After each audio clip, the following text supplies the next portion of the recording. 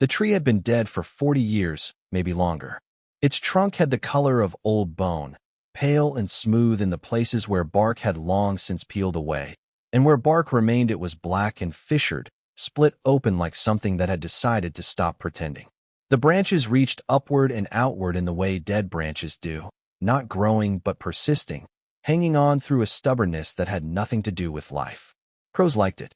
They would sit along the upper arms in rows sometimes, 7 or 8 of them, not calling, just watching the meadow below with the patient attention of creatures that understood what the tree had once been used for. By the end of this story, I'm also going to share something special with those of you who stick around to the end, something that can help you in your personal life. But first, let's get back to Marcus Cole had worked the Blackwood Ridge Wilderness Corridor for 11 years, and he had passed that tree on foot and on horseback more times than he could count. It stood at the eastern edge of a clearing about 3 miles from the nearest trailhead, just off the creek drainage where the trail bent north toward the high country. He knew it the way he knew all the landmarks in his district, practically and without sentiment. It was a navigational reference, nothing more. When he told hikers they were about 2 miles out, he meant 2 miles from the hanging tree, though he never called it that to their faces. He called it the dead cottonwood. It was simpler. The locals called it the hanging tree, had always called it that, and when Marcus first transferred to this district he had asked his supervisor about it, and gotten a response that was mostly a shrug. Old business, Hendricks had told him. Happened before anyone's time. Don't go digging. Marcus Cole was not, by nature, the kind of man who dug. He was 38 years old, and had spent his adult life in service to the kind of work that required patience over ambition and presence over noise. He had grown up in a small town in eastern Oregon where his father had worked the county roads and his mother had kept books for a livestock feed operation, and neither of them had any particular reverence for history or mystery or the idea that the past owed the present any kind of explanation. You did your work. You went home. You were grateful for the quiet. He had taken this posting after his divorce, partly because it was remote and partly because the solitude it promised matched something in him that had been looking for permission to retreat. His daughter Lily was 6 when he moved to the Blackwood Station house, and she was 17 now, and in the intervening years she had visited in the summers and grown into someone he admired and did not entirely understand, the way fathers sometimes don't understand daughters who are braver than they are. She asked questions he couldn't answer. She wanted to know about the tree. She had heard about it on her 3rd or 4th summer visit, from the woman who ran the general store in the nearest town, a woman named Darlene Vasquez, whose family had been in the valley for 4 generations and who spoke about old things with the casual authority of someone who had absorbed them through proximity rather than study. Darlene had told Lily about the tree the way you might tell a teenager about anything uncomfortable and true, matter-of-factly, watching the face for reaction, respecting whatever came back. A man had been hanged there sometime in the 1890s, Darlene said. Maybe more than one. Maybe the land held something worth paying attention to. Lily had come home that evening and asked her father what he knew, and Marcus had said not much, which was true, and Lily had said that seemed like something worth knowing, which was also true, and Marcus had not disagreed, but had not pursued it either. He was good at not pursuing things. It was a skill that had served him reasonably well and cost him in ways he was only beginning to understand. The summer Lily turned 17, she came to stay for 3 weeks in July, and on the 2nd day she walked the 3 miles to the hanging tree alone before Marcus was awake. He found her there when he went to check the creek gauge at the upper meadow, sitting at the base of the trunk with her back against the pale wood and a notebook open on her knee, looking up at the branches in the particular way she had of regarding things that interested her, as though she were filing them. You walked out here alone, he said. I know the trail, she said. I know you know the trail. He sat down in the grass nearby, setting his pack down, telling himself he wasn't upset though, he was something adjacent to it, something closer to afraid. How long have you been here? Hour maybe. She looked at the notebook, then back up at the tree. Did you know there are old cuts in the bark up on the main limb? Rope cuts. Real ones. Deep. You can see them even from down here if you look at the right angle. He looked. He had never looked, not specifically, not for that. There were 2 parallel grooves in the lowest main limb, smooth-edged and deep, the kind of wear that comes from something tied and then underload. Rope. Old rope, long gone, but the memory of it carved into the wood. Yeah, he said. I can see them. Lily wrote something in her notebook. She had been keeping naturalist journals since she was 12, recording species and weather and the kind of observations that most people walk past. The journals were careful and detailed, and reading them was one of the things that made Marcus understand his daughter better than any conversation he could think of. She wrote the way she thought, which was more than he could say for himself. Darlene Vasquez told me a man named Elias Cutter was hanged here, Lily said. 1897. She said he was innocent. Marcus looked at the tree. He had not known the name.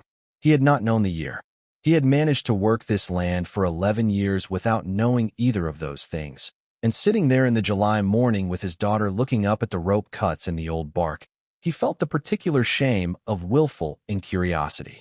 She said there was a trial, Lily continued, but it wasn't much of one. She said the Cutter family disputed the verdict for decades, and then just kind of ran out of family. She said the last one was a son who left in the 1940s, and nobody knows what happened to him. Marcus said nothing for a moment. Then, how does Darlene know all this? Her grandmother knew people who knew people. That's how history works out here. He looked at his daughter, this 17-year-old who had more curiosity in one hand than he had cultivated in 11 years.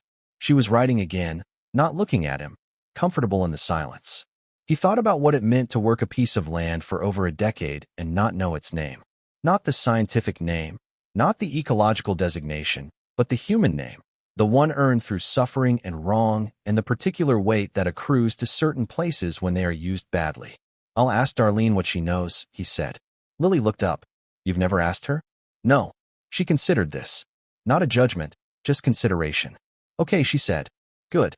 He asked Darlene the following morning, driving the 7 miles into town for his weekly resupply, and Darlene set down the jar of honey she was pricing and looked at him with the expression of someone who had been waiting a long time for this particular conversation. Elias Cutter, she said, 42 years old in 1897, came to the valley in 1884 from someplace east, never said exactly where, people assumed Missouri or thereabouts. Worked timber for a couple years, saved enough to buy 40 acres on the ridge where Blackwood Creek bends. Good land, timber and pasture both, water rights. He worked it alone mostly. Quiet man. Church on Sunday. Stayed out of disputes. She was reciting this from memory in the way people recite things that have been told to them so many times they become structural, part of the architecture of how you understand where you come from. 1895, a man named Harlan Pryce started a grazing operation in the valley, Darlene went on. Brought money from back east, brought cattle, brought enough political connections that the county assessor and the sheriff both thought it was wise to be friendly with him. Within 2 years, he had claims on half the decent grazing land in the valley and was working on the other half. Elias Cutter had 40 acres Pryce wanted badly, because Cutter's land sat between 2 parcels Pryce already owned, and joining them would double his usable range. Marcus leaned on the counter. Cutter wouldn't sell? Wouldn't sell. His daughter said he was offered 3 times market value and turned it down. Said he built the fences himself and buried his dog on that land and wasn't selling it to a man who didn't work his own cattle. Darlene paused. That's a quote. According to the family, anyway. What happened? A man named Burl Sims, one of Pryce's hands, was found dead in the creek drainage in September 1897. Shot. The sheriff, a man named Orton who owed Pryce considerably, by all accounts, arrested Elias Cutter within the week.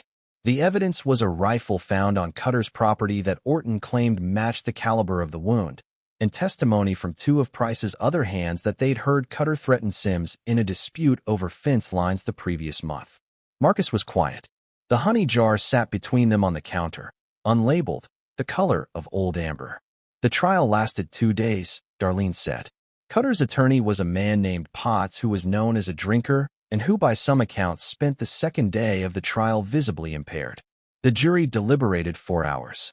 Cutter was found guilty of murder and sentenced to hang. He was executed on a Thursday in October 1897 under that cottonwood in the clearing, which was apparently used for executions at the time because it was outside of town and out of sight of the women and children. Was he guilty? Darlene picked up the honey jar and turned it in her hands. His daughter Clara never believed it. Clara was 19 in 1897, had a baby son, no husband present. After the hanging, she filed formal complaints with the county, with the state, wrote letters to the territorial governor. Nothing came of it. She maintained until she died. 1938. I have her death date written down somewhere. That 2 days before Burl Sims was killed, a man named Asa Webb came to their property and offered Elias a deal from Pryce. Sign the land over or face trouble. She said her father laughed and sent the man off. She said she saw the man's face and could have identified him anywhere. Did anyone listen to her? Darlene set the jar down. What do you think? Marcus looked at the window, at the street, at the ordinary valley town going about its ordinary morning. What happened to the land? Pryce took it. 6 weeks after the hanging. Clara contested it in court and lost. She had no money for a real attorney, and the judge was another man with reasons to stay friendly to Harlan Pryce. The land transferred to Pryce's operation. Clara took her baby son, name was Samuel Cutter, and left the valley. Went north, people thought. Oregon, maybe Washington. She never came back. Marcus drove back to the station house with his supplies in the truck bed and Darlene's account in his head, and he sat at the kitchen table for a long time without unpacking anything. He thought about 11 years of walking past a tree without knowing its name. He thought about Lily sitting at the base of it with her notebook, looking up at rope cuts and old bark. He thought about a woman named Clara who had written letters that went nowhere and taken her baby north into the silence. That swallows people who have no one left to speak for them. He thought about the land itself. 40 acres on the ridge, timber and pasture both, water rights. Pryce's operation had folded sometime in the 1920s according to Darlene, the family never staying past the second generation, and the land had passed through several hands since then, changed with the county multiple times, and was now held by a trust connected to a timber company that had not actively worked it in over 2 decades. It sat in that particular limbo that certain parcels of Western land occupy, owned on paper, neglected in fact, reverting slowly toward the condition it had been in before anyone claimed it. Marcus was not a man who thought about land in terms of justice. He was not, by temperament or training, someone who looked at a parcel on a county map and felt the accumulated weight of what had happened there. He was a ranger. He counted elk. He monitored creek levels. He checked campfire permits and reported illegal dumping, and did his work with the steadiness of a person who had decided that steadiness was the same as virtue. But something in him had cracked open under that cottonwood, sitting in the grass while his daughter wrote in her notebook, and the crack wasn't closing. He did not tell Lily what Darlene had told him. Not that day, not the next. He sat with it instead, the way he sat with most things that mattered, alone, turning them over, waiting for them to resolve into something he could act on or release.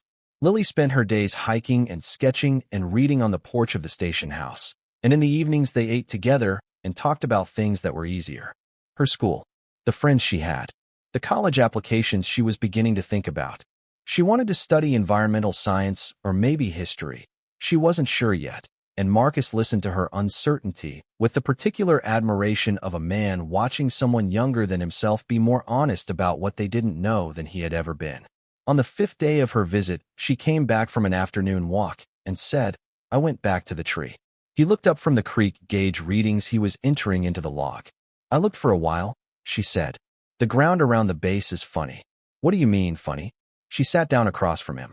"The grass grows differently in a rough circle, maybe 8 feet out from the trunk. Shorter and denser than the surrounding grass. Like something is different under there." She paused. "And there's a depression on the north side. Not big, maybe 2 feet across, maybe 6 inches down. Old. Whatever made it, it's been there a long time." Marcus looked at her. "What are you thinking?" "I don't know." She folded her hands on the table. "I'm just saying the ground is funny." He went the next morning, earlier than he would have in normal circumstances, before the light was full, while mist was still sitting in the low ground near the creek. He had his pack with a folding shovel in it, which he told himself was a standard piece of trail equipment, which was true and also beside the point. The tree in early morning was different than in afternoon. The pale trunk caught what light there was and held it, almost luminous against the dark tree lean behind, and the crows were already there, 3 of them on the upper branches, watching him approach with the indifferent attention they gave everything. He stood at the base of the trunk and looked at the ground the way Lily had described. She was right. The grass around the base of the tree was shorter and denser in a rough oval, maybe 8 feet by 6, subtly distinct from the surrounding meadow grass in the way that vegetation sometimes grows differently over disturbed ground, over areas where the soil composition has been altered, over places where something is buried. The depression was on the north side, just as she had said, 2 feet across, roughly circular, its edges blurred by years of weathering and the slow erasure that time applies to all disturbances. Old, but not ancient. Marcus knelt beside it, pressing his hand to the soil. It gave slightly, more than the surrounding ground, with the faint springiness of earth that had at some point been worked and replaced. He unfolded the shovel. The soil came away easily in the first few inches, soft and dark, rich with the organic material that accumulates under grassland over time. Then harder, compacted, the kind of subsoil that tells you you're past the disturbed layer and into ground that has not been touched. He dug carefully, going slow, widening the hole rather than deepening it, the way he had been trained to approach anything that might be fragile or significant. 6 inches down. 8. At 10 inches his shovel struck something that was not stone. He stopped. The sound had been a dull knock, wood against metal, the particular resonance of a hollow object. He set the shovel aside and used his hands, brushing soil away with his fingers, working outward from the strike point, exposing the edge of something. A corner emerged first, right-angled, precise, the edge of something that had been made rather than grown. He brushed more soil away and found a flat surface, approximately horizontal, perhaps 18 inches across, and beside it another flat surface perpendicular, the depth of a box. He worked for 20 minutes with his hands alone before the shape was clear enough to identify with certainty. A wooden crate. Old, the wood darkened and hardened by decades in the soil, but intact, sealed with what appeared to be metal strapping around both the long edges, the kind of strapping used on shipping crates in the late 19th and early 20th centuries. The lid was fitted, not hinged, set into a channel, and around its perimeter someone had applied what looked like pine pitch, pressed into the gap as a sealant. Someone had wanted this to stay closed. Marcus sat back on his heels and looked at the box for a long time, without touching it. He called the station house on his radio and got no answer, which he expected since he was alone and the radio was sitting on his kitchen counter. He called the Park Service emergency line and spoke to the duty officer, a man named Torres who was young and conscientious and who listened without interrupting while Marcus explained what he had found. "Don't open it," Torres said. "Protocol on any subsurface find is to document, photograph, and contact the Cultural Resources Office before proceeding. I know the protocol. I know you know it. I'm just saying it out loud." Marcus took photographs with his phone, careful and systematic, the crate in situ, the surrounding ground, the tree above, the rope cuts in the main limb visible in the background of several shots. He measured the depth of the box's top surface at 10 inches from the current ground level, noted the condition of the wood, noted the metal strapping, noted the pitch sealant around the lid. He did not open it. He went back to the station house and filed his documentation with the Cultural Resources Office that afternoon, and within 48 hours he had a call from a woman named Dr. Patricia Osei, who ran the Regional Cultural Heritage Division and who asked him a series of careful questions about the location, the soil conditions, the apparent age of the crate, and whether he had any contextual information about the site. He told her about the tree. He told her what Darlene had told him. He told her about Elias Cutter. There was a pause on the line. Then, "How certain is the local historical record?" "Not very certain," Marcus said. "Oral tradition. A couple of generations of it. But Darlene Vasquez's family has been in the valley since the 1880s, and she's specific about names and dates." "I'll come out Friday," Dr. Osei said. "Don't touch anything until then." He picked Lily up from the trailhead that evening. She had been out all day, and her boots were muddy, and she was carrying 2 pages of new sketches, the cottonwood tree rendered from several angles, the rope cuts in detail. She handed them to him in the truck without comment, and he held them in his hands and looked at them while she drove, because she had taken over driving his truck on rural roads when she was 15, and he had let her on the grounds that it was good experience and the roads were quiet. "Dad," she said. "Yeah, you found something." He was quiet for a moment. "How do you know? You got that particular face." He considered how to respond to this. "I found a crate, buried under the base of the tree. I filed with Cultural Resources. Someone is coming Friday." Lily did not take her eyes off the road. "How old?" "Old enough. I don't know yet." She nodded once, slowly. "Okay," she said. "Good. Dr. Patricia Osei arrived Friday morning in a truck with university plates and two graduate students who carried cases of equipment and said nothing that wasn't procedural. She was a compact, organized woman in her 50s who wore her hair short and her authority lightly, and who walked to the cottonwood with the directness of someone who had spent her career going toward things other people went around. She examined the crate in the ground for 20 minutes before she said anything of substance. Then she looked at Marcus and said, "The pitch sealant and the strapping style are consistent with late 19th century. The wood is white oak, which was common in crating of that period in this region." She paused. Whoever buried this was trying to preserve what was inside. She looked at the tree, at the rope cuts in the main limb, at the ground around the base. "Deliberate placement," she said. "This wasn't random concealment. This was burial. Someone chose this spot for a reason." Marcus said nothing. He was watching her the way he watched the landscape when he was tracking something, with the whole of his attention. Dr. Osei brought out a camera of her own and began her documentation, more thorough than his had been, recording at multiple focal lengths, taking soil samples from the surrounding area, measuring the dimensions of the depression and the crate itself with the precision of someone to whom precision was the work rather than the precaution. It was her graduate student, a young man named Danforth, who lifted the crate free with careful hands 2 hours later, after the excavation had been extended and the surrounding soil had been catalogued. The crate was roughly the size of a small toolbox, maybe 20 inches long and 10 wide and 8 deep, heavier than it looked. The pine pitch sealant had held remarkably well. The lid was fitted tight. They carried it to a portable table the students had set up at the edge of the clearing, in the shade of the tree-line, away from the cottonwood. Dr. Osei worked the lid with a small pry tool, going gently, working the edge gradually around the perimeter, and the pitch gave way in pieces, dry and crumbly after all the years in the soil, and then the lid shifted and came free.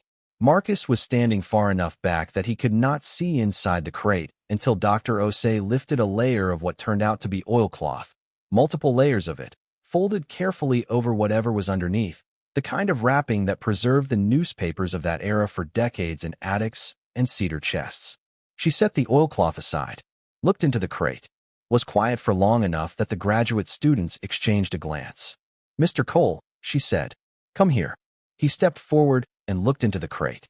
Inside, wrapped individually in more oilcloth, were papers, documents, folded and bound with string, a stack of them, and beside the stack a smaller bundle that had the shape and approximate size of a book.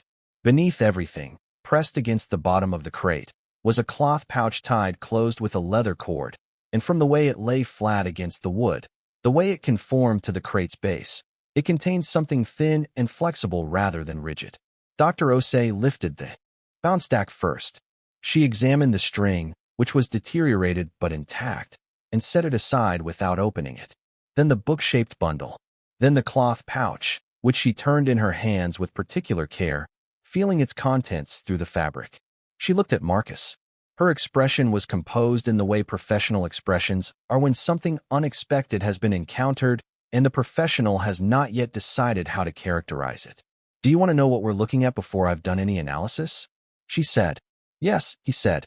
"Preliminary assessment only." She set the pouch down gently.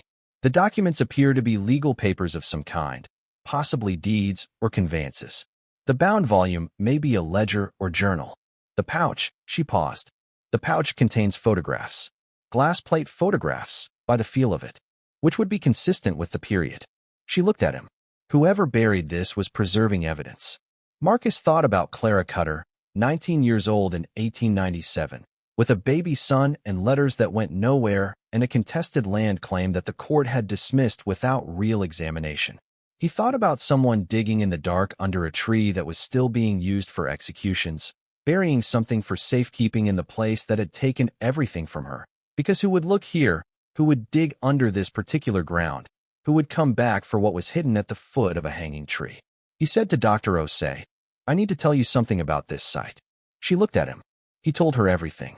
Elias Cutter, Harlan Pryce, the contested land, the trial that lasted 2 days, the attorney who was a drinker, the 2 witnesses who worked for the man who wanted the land, Clara's complaints that went nowhere, Clara going north with a baby named Samuel and never coming back. Dr. Osei listened without interrupting. When he finished, she was quiet for a moment, then looked down at the crate, at the documents inside it. If this is what I think it may be, she said, it changes things considerably. What do you think it may be? Evidence of a wrongful conviction. Documentation of a land theft. She paused. Possibly more. She looked up at him. We need to do this properly. Full conservation analysis. Historical records search. I'm going to need you to give me time. How much time? She looked at the crate, at the oilcloth bundles, at the pouch. Weeks. Maybe months, if the documents require restoration. Marcus looked at the tree, at the pale trunk, at the crows still sitting in their rows on the upper branches. He thought about 11 years of walking past. Take what you need, he said. Dr. Osei and her students worked the site for 3 full days. They removed the crate to the University Conservation Lab 2 days after its opening, taking it in a climate-controlled case with the kind of care that told Marcus they understood what they had. She left him with a business card and a satellite phone number and told him she would be in contact. Lily left for home 4 days later, at the end of her visit. She hugged him at the truck, held on longer than usual, and then stepped back and looked at him with her mother's directness and said, "Don't let this go." He was quiet. "I mean it," she said. "Don't do the thing where you file a report and check a box and consider your obligation met. This is someone's family." He looked at her. She was 17 years old, and she was right. "I know," he said. She got in the car she had borrowed from a friend in town, the friend who was driving her to the bus station 60 miles away, and Marcus stood in the parking area of the station house and watched the dust of her departure settle back down onto the gravel road. And then he went inside and started making phone calls. He started with Darlene Vasquez, who listened to what he told her about the crate and the documents and Dr. Osei's preliminary assessment with the focused attention of someone receiving news they have been waiting for a long time. "Samuel Cutter," Darlene said when he finished. "Clara's son. She went north, like I said, probably Oregon or Washington. Samuel would have been born around 1896 or 1897, right around the time of the hanging. If he lived an ordinary life, he'd be dead by now, obviously, but there could be children, grandchildren. How would we find them?" Darlene was quiet for a moment. "Start with death records," she said. "Oregon and Washington State Archives, if he stayed northwest. Veterans' records if he served, which most men of his generation did. Work backward from there." She paused.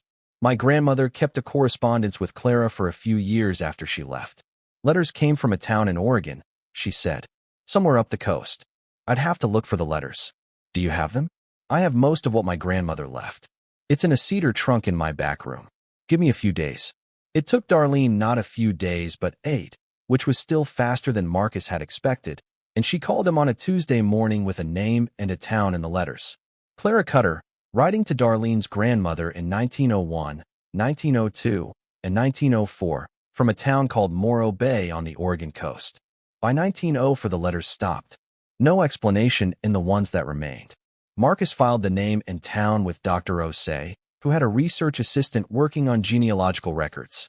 He also filed with the County Historical Society, with the state archives, and with a nonprofit organization called the Western Innocence History Project that he found through a web search at 2 in the morning on a sleepless Thursday, sitting at his kitchen table with the creek gauge readings untouched beside him. The Western Innocence History Project called him back within a week. A woman named Renata Cruz, who had the focused, unhurried manner of someone who did this work because it required patience, and she had been patient her whole life. She asked him careful questions, took detailed notes, and told him that wrongful conviction cases with land dispossession elements from the 1890s were not uncommon in the West, and that there was a legal and historical framework for pursuing them, not in terms of criminal exoneration. The courts didn't work that way for the long dead, but in terms of historical record correction and, in some cases, land claims. Land claims, Marcus said. If the original title transfer can be shown to have been fraudulently obtained, she said, and if there are living descendants who can establish lineage, there are legal instruments available, not straightforward, not fast, but available. Marcus thought about Clara going north with a baby. He thought about 40 acres of good land with water rights, timber, and pasture, taken by a man who owed favors from a man whose attorney spent the second day of the trial visibly impaired.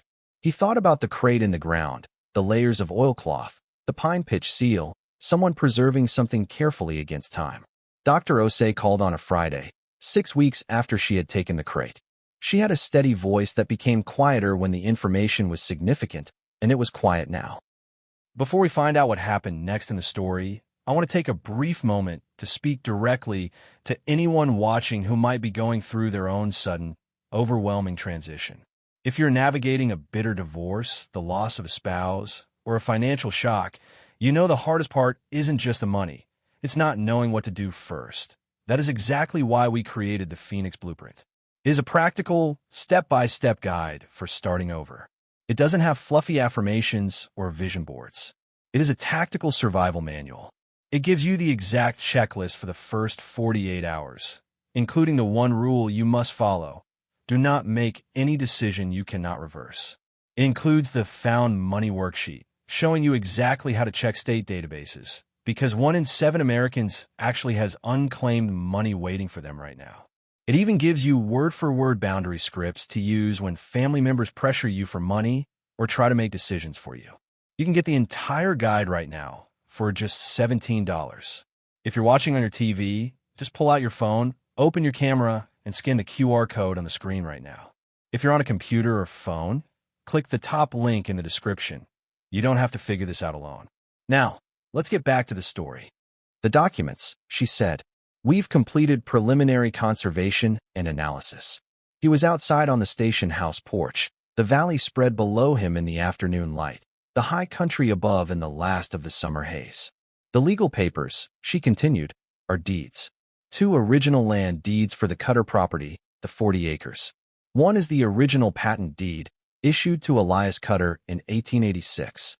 The other is a deed of trust, drawn up in September 1897. 1 month before the hanging, in which Elias Cutter placed his land in trust for his daughter Clara and her child, specifically to protect it from seizure in the event of any legal judgment against him. Marcus sat down on the porch steps. The deed of trust was properly drawn and witnessed, Dr. Osei said. If it had been presented at the probate proceedings, it would have made the land transfer to Pryce legally impossible. Clara's rights to the land would have been unchallengeable. She was quiet for a moment. The deed was never presented. It was here, in the ground. Marcus said, The journal, she said, and her voice went quieter still. It's a record kept by the clerk of the 1897 trial, a man named Henry Dobbs. He was the court clerk for Harlan County from 1891 to 1908. She paused. He kept a private record separate from the official transcript. The private record notes that 2 of the prosecution witnesses visited the sheriff's office twice each in the week before they were scheduled to testify. That Harlan Pryce's land agent, a man named Osei, attended both days of the trial. That the rifle presented as evidence was logged into the sheriff's evidence store 3 days after Cutter's arrest, with a notation that it had been found on Cutter's property, but the date of the notation does not match the date on the original intake form, which shows the rifle was logged 4 days before Cutter was arrested. She let that land. The rifle was in custody before Cutter was arrested, Marcus said, before they'd even found it on his property, before they'd even claimed to find it. Yes, the intake date discrepancy is documentary evidence of evidence fabrication. Dobbs noted it in his private journal. He also noted that he brought it to the judge's attention before sentencing and was told that clerical errors were a matter for the clerk and not the bench. Marcus was looking at the valley below him, at the long afternoon shadow of the ridge moving east across the grass. The creek was audible from the porch if you were quiet. He had listened to it for 11 years. You said there were photographs, he said. Glass plate photographs, she said. 12 of them. Significant deterioration, but 10 are legible. They appear to be surveillance photographs, if you can call it that. Candid images taken without the subject's knowledge. They show a series of meetings between a man identified in Dobbs's journal as Osei and one of the 2 prosecution witnesses, taken at least 6 weeks before Sims was killed. The photographs show documents being exchanged between Webb and the witness. In one photograph, currency is clearly visible. The photographs were taken by Dobbs. Almost certainly, he had access to photographic equipment through his position. The county used photography for legal documentation by the 1890s. He was building a record. He documented the conspiracy against Cutter, and then, for whatever reason, he never came forward with it. Why? She was quiet. I don't know. Fear, probably. Pryce was a powerful man. Or guilt, the particular kind that comes when you know you watched something happen and didn't stop it. He put everything in a crate and he sealed it, and he buried it somewhere it would be found eventually. Under the tree. She paused. That was a choice, burying it there. Yes, Marcus said. It was. He sat on the porch for a long time after the call ended, the phone in his hand, looking at the valley. A clerk named Henry Dobbs, who had watched a man hanged for a crime fabricated against him by a man who wanted his land, who had documented the whole thing carefully and precisely, and who had not been able to bring himself to speak, but had not been able to bring himself to destroy what he knew either, who had found the only middle path available to him, which was to preserve the evidence and bury it where someone might someday find it, under the hanging tree, in the place that already held the weight of what had been done, where anyone who came looking for truth would eventually have reason to look. Marcus thought about the clerk's logic, the particular desperation of it. He thought about the oilcloth wrapping, layer after layer, and the pine pitch seal, and the crate itself, white oak, well-made, chosen for its durability.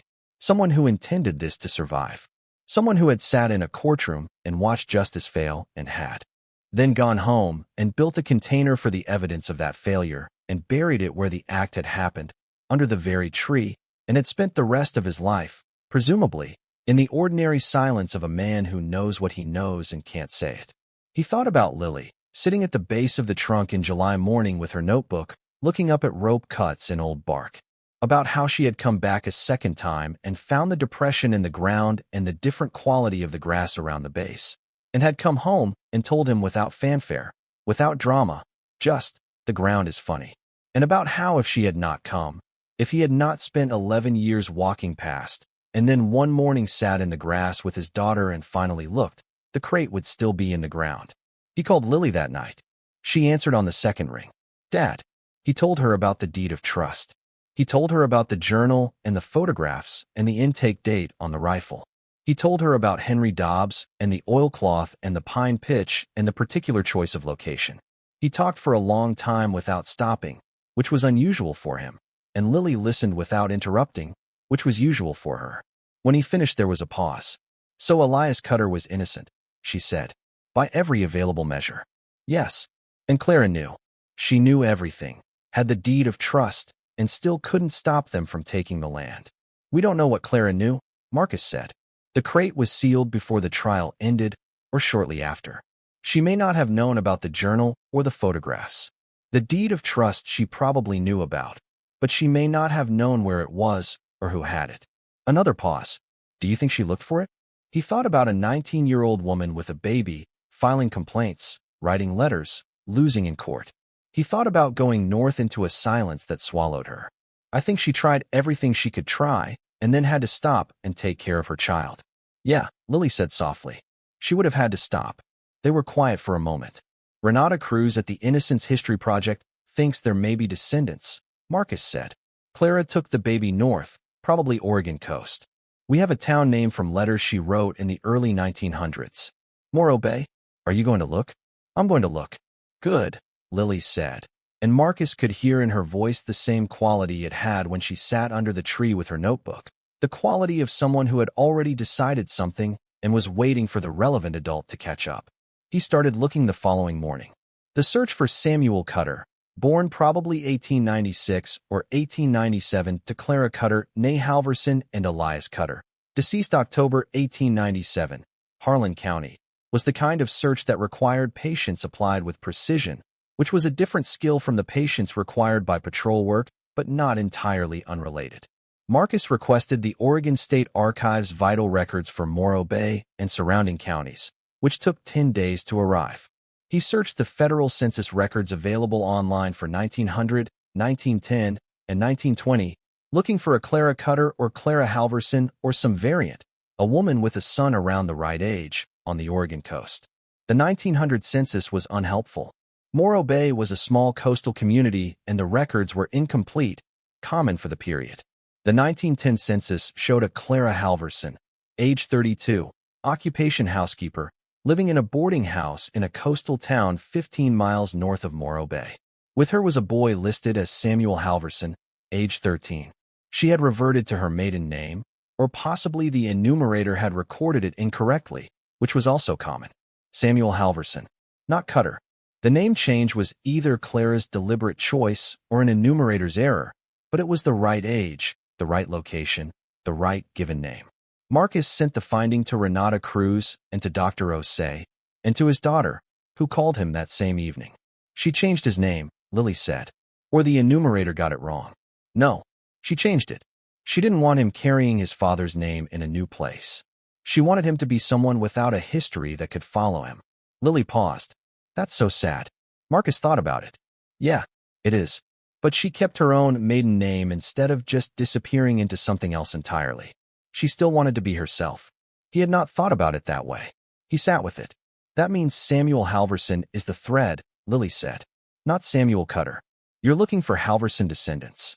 He found Samuel Halverson in the 1920 census, age 23, living in a coastal town in northern Oregon, occupation fisherman. In the 1930 census, age 33, same town, occupation unchanged, married to a woman named Ruth, one child listed, a daughter, Eleanor.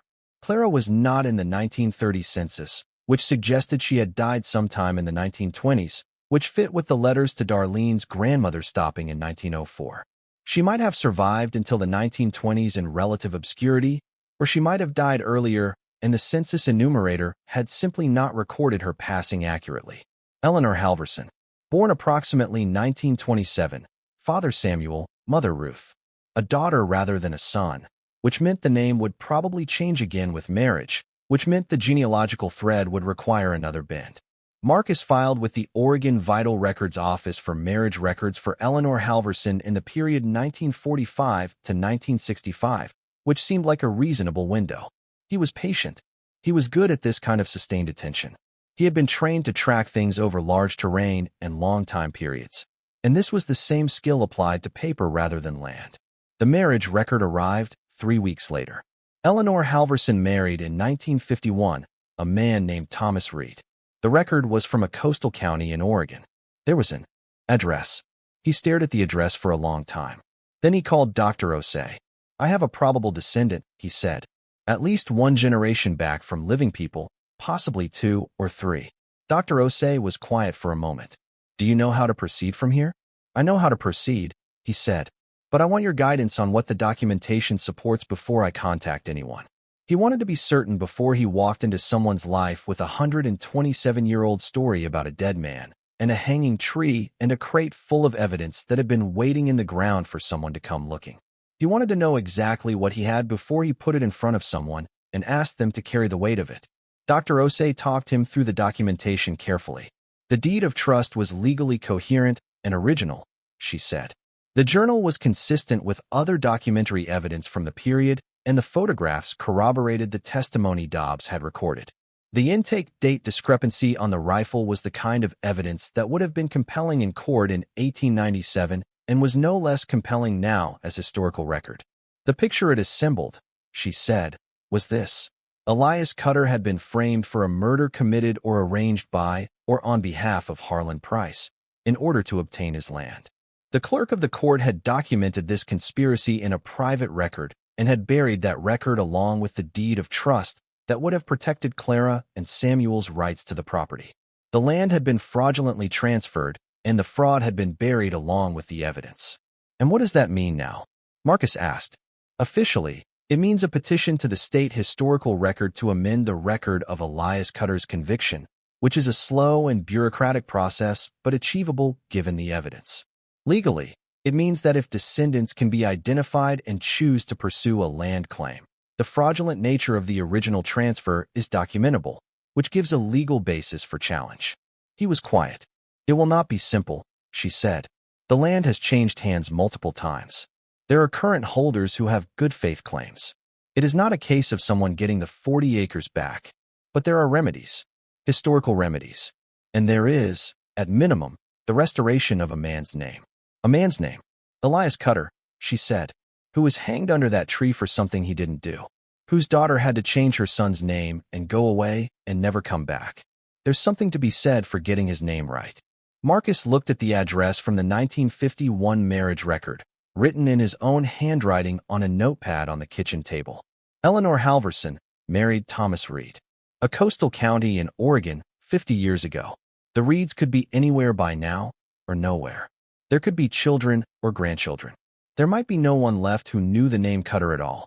He thought about Clara, writing letters in the early 1900s to a woman in a valley she had left forever, and the letters stopping, and nothing after that but the silence that swallows people who have no one left to speak for them.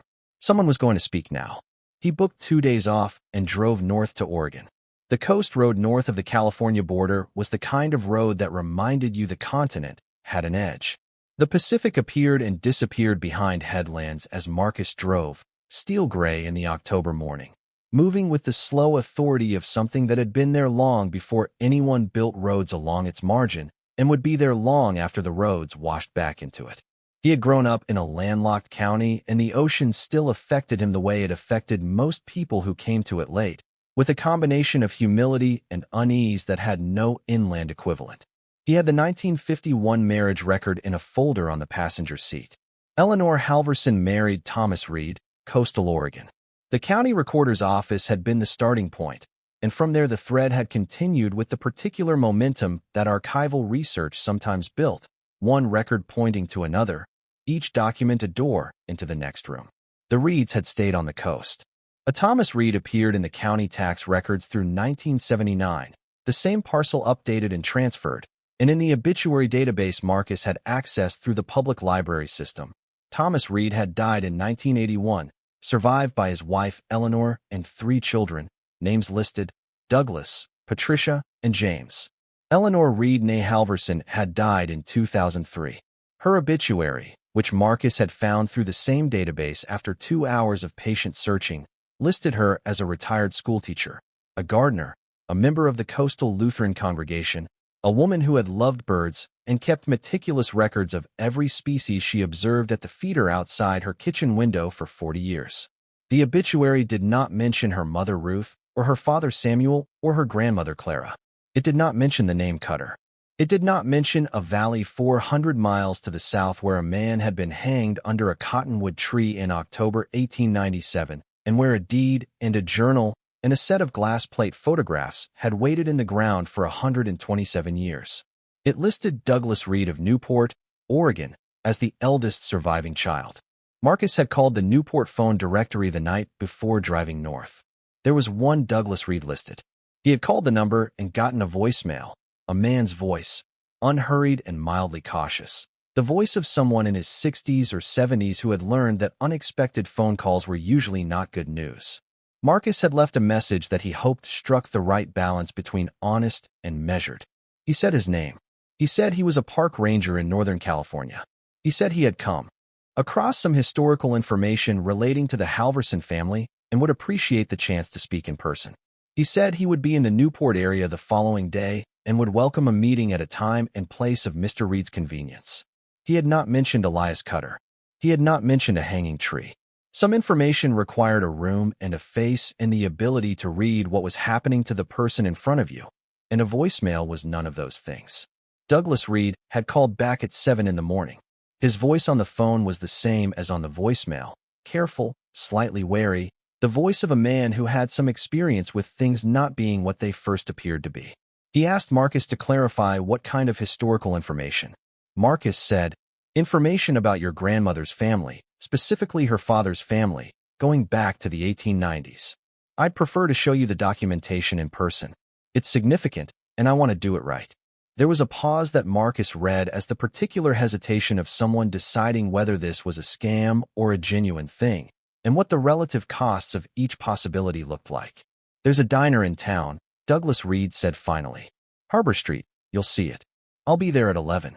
He was already at a corner table when Marcus arrived, a man in his late 60s with a broad, weathered face and the hands of someone who had worked outdoors for a long time, large-knuckled, capable-looking. He was drinking coffee and reading a newspaper that he folded and set aside when Marcus came in, with the gesture of a man clearing the table for what was coming. He looked at Marcus with the evaluating attention of someone deciding whether to trust before the word started. "Marcus Cole," Marcus said, extending his hand. "I appreciate you meeting me." "Douglas Reed." He shook it, firm and brief. "Sit down." They ordered coffee. Marcus set his folder on the table, but did not open it yet. He had thought about how to begin this and had decided on the long way around, the way that built the foundation before the roof, because what was in the folder required a foundation or it would feel like an assault. He started with the tree. He described the cottonwood the way he would describe any feature of his district, with the precision and restraint of a man who had learned to let the land speak for itself, and watched Douglas Reed's face while he did it. The face was neutral in the way that faces are neutral when they're working, when the person behind them is doing something effortful with what they're receiving. He described Lily noticing the different quality of the grass, the depression in the soil, the sound his shovel made at 10 inches. Douglas Reed set down his coffee cup. Marcus opened the folder. He had printed photographs from Dr. Osei's documentation, good clean photographs, the crate in situ, the lid coming free, the oilcloth bundles inside. He laid them on the table in the order in which things had happened, not rushing, giving each one time. Then he explained what the documents were. The deed of trust, the journal, the photographs. He explained what Henry Dobbs had recorded in his private journal, about the witnesses and the rifle and the intake date that didn't match, and the land agent Asa Webb sitting in the courtroom watching a man be convicted for something that Dobbs had documented evidence was arranged rather than committed. He explained about Harlan Pryce and the 40 acres and the trial that lasted 2 days with an attorney who spent the second day impaired. He explained about Clara, who had written letters to a woman in the valley for a few years and then gone silent, and whose letters had survived in a cedar trunk in a back room for 120 years. Douglas Reed was very still during this. He had the stillness of someone who had encountered something much heavier than expected and was making no sudden movements until he understood where the weight was distributed. When Marcus finished, the diner sounds continued around them, the ordinary noise of people eating breakfast on an ordinary morning. It felt strange, that ordinariness. Douglas Reed said, "My mother never talked about any of this." "She may not have known," Marcus said. "If Clara changed Samuel's name when she left, and if Samuel kept that change for his whole life, it's possible none of what happened in that valley ever got passed down.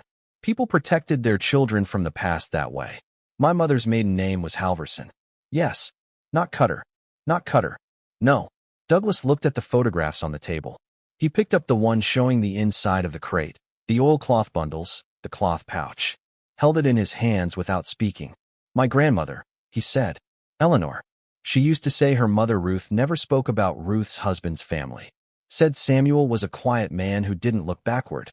She said her mother thought there had been something painful in his history, but that he'd made a decision not to carry it, and that she respected that decision." Douglas paused. "I always thought it meant maybe a bad marriage in Samuel's past, or a family estrangement. Something ordinary." He set the photograph down. "Nothing like this." Marcus waited. Douglas looked at him. "Elias Cutter was my great-great-grandfather. By our best reconstruction, yes. And he was hanged for something he didn't do, so that a man could take his land. Yes." Douglas Reed looked out the diner window at the street. October light on the harbor, boats at the dock, the particular gray-blue of a coastal morning. His hands were flat on the table, very still. "My grandmother kept a journal her whole life," he said. 40-some volumes. I have them. After she died, I brought them home because nobody else was going to, and I couldn't let them go to a landfill. I've read most of them." He paused. "In the very first one, which she started in 1945 when she was about 18, there's an entry where she writes about asking her father where his family came from. She wrote that he told her his father had been a man who was treated badly by people with more power than integrity, and that he had learned from this that some histories were better set down than carried, and that he was setting it down. She wrote that she never asked again, that she understood from his voice that the question had cost him something to answer." Marcus looked at his hands. "Set down rather than carried." A man who had grown up knowing only that his grandfather had been taken from his mother and that the taking had been wrong, who had decided the only survivable response was to put it on the ground and walk away from it, change his name, give his daughter a different inheritance, let the wound close without passing it forward. He thought about Clara, who had gone north and named her son after his murdered father and then changed that name too, understanding perhaps that survival required the particular act of amputation that grief sometimes demanded. "It cost her," Marcus said quietly. Douglas looked at him. "Clara." Changing his name. She couldn't keep everything. She kept herself, she kept Halverson, but she gave up Cutter to protect him. That had to cost her. Douglas was quiet for a long moment. Then he said, "What do we do with this?" Marcus told him about Renata Cruz and the Western Innocence History Project, about the petition to amend the historical record of Elias Cutter's conviction, about the possibility of a land claim, complicated and slow but documentable, about Dr. Osei's conservation work and the plan to deposit the documentation with the State Historical Archive, where it would become part of the permanent record. "This isn't about money," Douglas said. "Not primarily. Not for me." Marcus nodded. "His name," Douglas said. "What you said before, about restoring his name. That's what I want to understand more about. What does that actually mean? What does it look like?" "It means the State Historical Record notes that the conviction of Elias Cutter in 1897 was achieved through fabricated evidence and suborned testimony in service of a land theft, and that the historical record should be amended accordingly. It means Elias Cutter's name is no longer on a list of people convicted of murder. It means anyone who looks for that name in those records finds something that tells the truth." Douglas Reed looked at the photographs on the table for a long time. "My sister Patricia should be part of this," he said. "And my brother James. This belongs to all of us. Of course. I'll call them today." His voice had changed from what it was at the beginning of the conversation, the wariness gone, replaced by something that was not quite certainty, but was moving toward it. The particular quality of someone who has been handed an unexpected responsibility and is already working out how to carry it properly. Marcus drove back south that evening with the folder on the passenger seat and a feeling in his chest that he did not immediately have a word for. It was not satisfaction, though it was adjacent to it. It was closer to the feeling of finding the right grade on a slope that you had been uncertain about, the particular rightness of angle that makes a thing work the way it was supposed to. He had set something in motion that had been waiting a very long time to move. He called Lily from a rest stop somewhere in the Coast Range. She answered immediately. How did it go? He told her about Douglas Reed, about the diner, about the journal entry Eleanor Halverson had made in 1945 about her father's one answer to her one question. He told her what Douglas had said about names. Set down rather than carried, Lily said when he got to that part. His words, yes. Samuel's, passed down through his daughter. Lily was quiet for a moment. That's so much to ask of a person. I know. To just set it down. Like it wasn't still happening.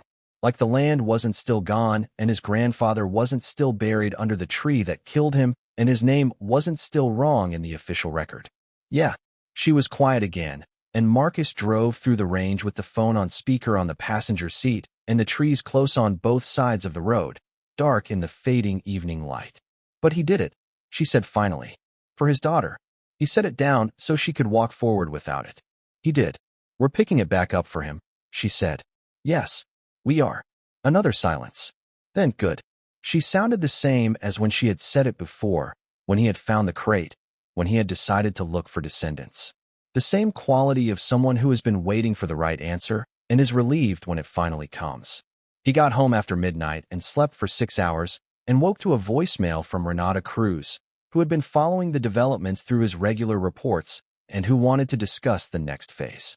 The next phase involved paperwork in quantities that surprised Marcus, though it probably shouldn't have. The petition to amend the historical conviction record required documentation of the original trial, documentation of the discovered evidence, a formal statement from Dr. Osei's conservation analysis, supporting historical context from the regional archive, and a narrative affidavit from Marcus himself as the person who had found the crate. Renata Cruz guided him through it with the patience of someone who had done this before and understood that the people doing it for the first time needed patience more than they needed speed. It also required the participation of the Cutter descendants, which Douglas had said he would secure and did, efficiently, within a week. He drove to Portland to meet his sister Patricia and flew his brother James up from Sacramento, and the three of them called Marcus on a Saturday morning in a three-way conference that was one of the more unusual conversations of his life, 3 people in their 60s and 70s sitting in a living room in Portland absorbing the reconstructed history of their family's obliteration and deciding how to respond to it. Patricia Reed was a retired judge, which Marcus had not anticipated, and which gave her a particular clarity about the legal dimensions of what they were dealing with. She asked precise questions about the evidence chain, about the chain of custody for the documents since their discovery, about the standards the petition process would use to evaluate the material. She was not skeptical in the sense of being obstructive, but in the sense of being thorough, which Marcus appreciated. James Reed was a contractor who built custom homes in the Sacramento area, and who said less than his siblings, but listened with concentrated attention, and who said at the end of the call, "My grandmother would have wanted this. Not the land, though that would have been something. But the name. She would have wanted the name right." "How do you know?" Patricia asked him. "Because she planted an apple tree in her backyard in 1957, James said, and she named it after her mother. She called it Ruth's tree. Not her husband's family's name. Her mother's. She knew she came from somewhere, and she honored it even without knowing exactly where." He paused. Someone who does that cares about names. Marcus thought about Eleanor Halverson watching birds from her kitchen window for 40 years and recording every species in her meticulous records. A woman who paid precise attention to what came and went, who kept track of things, who understood that the act of recording was itself a form of care. He thought about Henry Dobbs, the clerk, building his private record with the same understanding. He thought about Lily and her notebooks. There was something in it, the impulse to document, to bear witness, to set down what was true even when the truth couldn't be acted on immediately, to trust that the act of recording was not nothing, that it had its own form of consequence across time. The petition process took 4 months. Marcus filed the formal paperwork in November, and the State Historical Review Board acknowledged receipt in December and scheduled a preliminary hearing for February. Renata Cruz told him 4 months was actually fast for this kind of proceeding, which was information he received without comment, because what she meant was that it was fast relative to cases that had taken years or decades, and fast relative to a century and a quarter of a man's name being wrong in the official record was a frame of reference he found difficult to apply. He told Dr. Osei this, and she laughed, which was the first time she had laughed in his presence, and said, "The arc of history is long, Mr. Cole. This is still part of the arc." He spent the winter doing his regular work, which continued to require exactly what it had always required, patience applied with precision across large terrain and long time periods. He counted elk from a ridge above the high country in November and came down with an accurate tally and a photograph of a bull that Lily told him, when he sent it to her, was the best photograph he had ever taken. He monitored the creek gauges through December storms and reported the data accurately and responded to 3 separate calls about illegal camping in the upper drainage and handled them with the matter-of-fact courtesy that was his natural mode. He went back to the hanging tree in December, on a day when the ground was frozen and the cottonwood was stark against a white sky and the crows were absent for once. He stood at the base and looked at the excavation site, now filled and tamped. The earth settled back into itself, the depression gone. The grass around the base still had its slightly different quality, shorter and denser, and it would probably always have that quality because the soil beneath it had been altered and the alteration didn't entirely reverse. He stood there for a while. Not praying, not exactly. Something like acknowledgement. Something like saying I see you to a place that had been a witness to something for a very long time. He thought about Elias Cutter at 42, a man who had built fences himself and buried his dog on 40 acres of good land and refused to sell it to someone who didn't work his own cattle. A man who had understood that certain things were worth refusing regardless of what was offered in exchange, and who had been killed for that understanding. He thought about what it meant to be hanged for your integrity by men who had none, and whether that kind of death meant you lost or whether it was possible to maintain that you hadn't. He thought it was possible. He thought the crate in the ground was evidence of it, not just in the evidentiary sense, but in the moral sense. Elias Cutter had been refused justice in life, and the earth had held the proof of that refusal for 127 years, waiting, and eventually someone had come to look. Eventually justice had found its way through the ground, if not through the court. He walked back down the trail and did his afternoon rounds and filed his evening report and called his daughter. She answered on the first ring. "Hey, Dad. How's school?" "Good. Midterms are okay."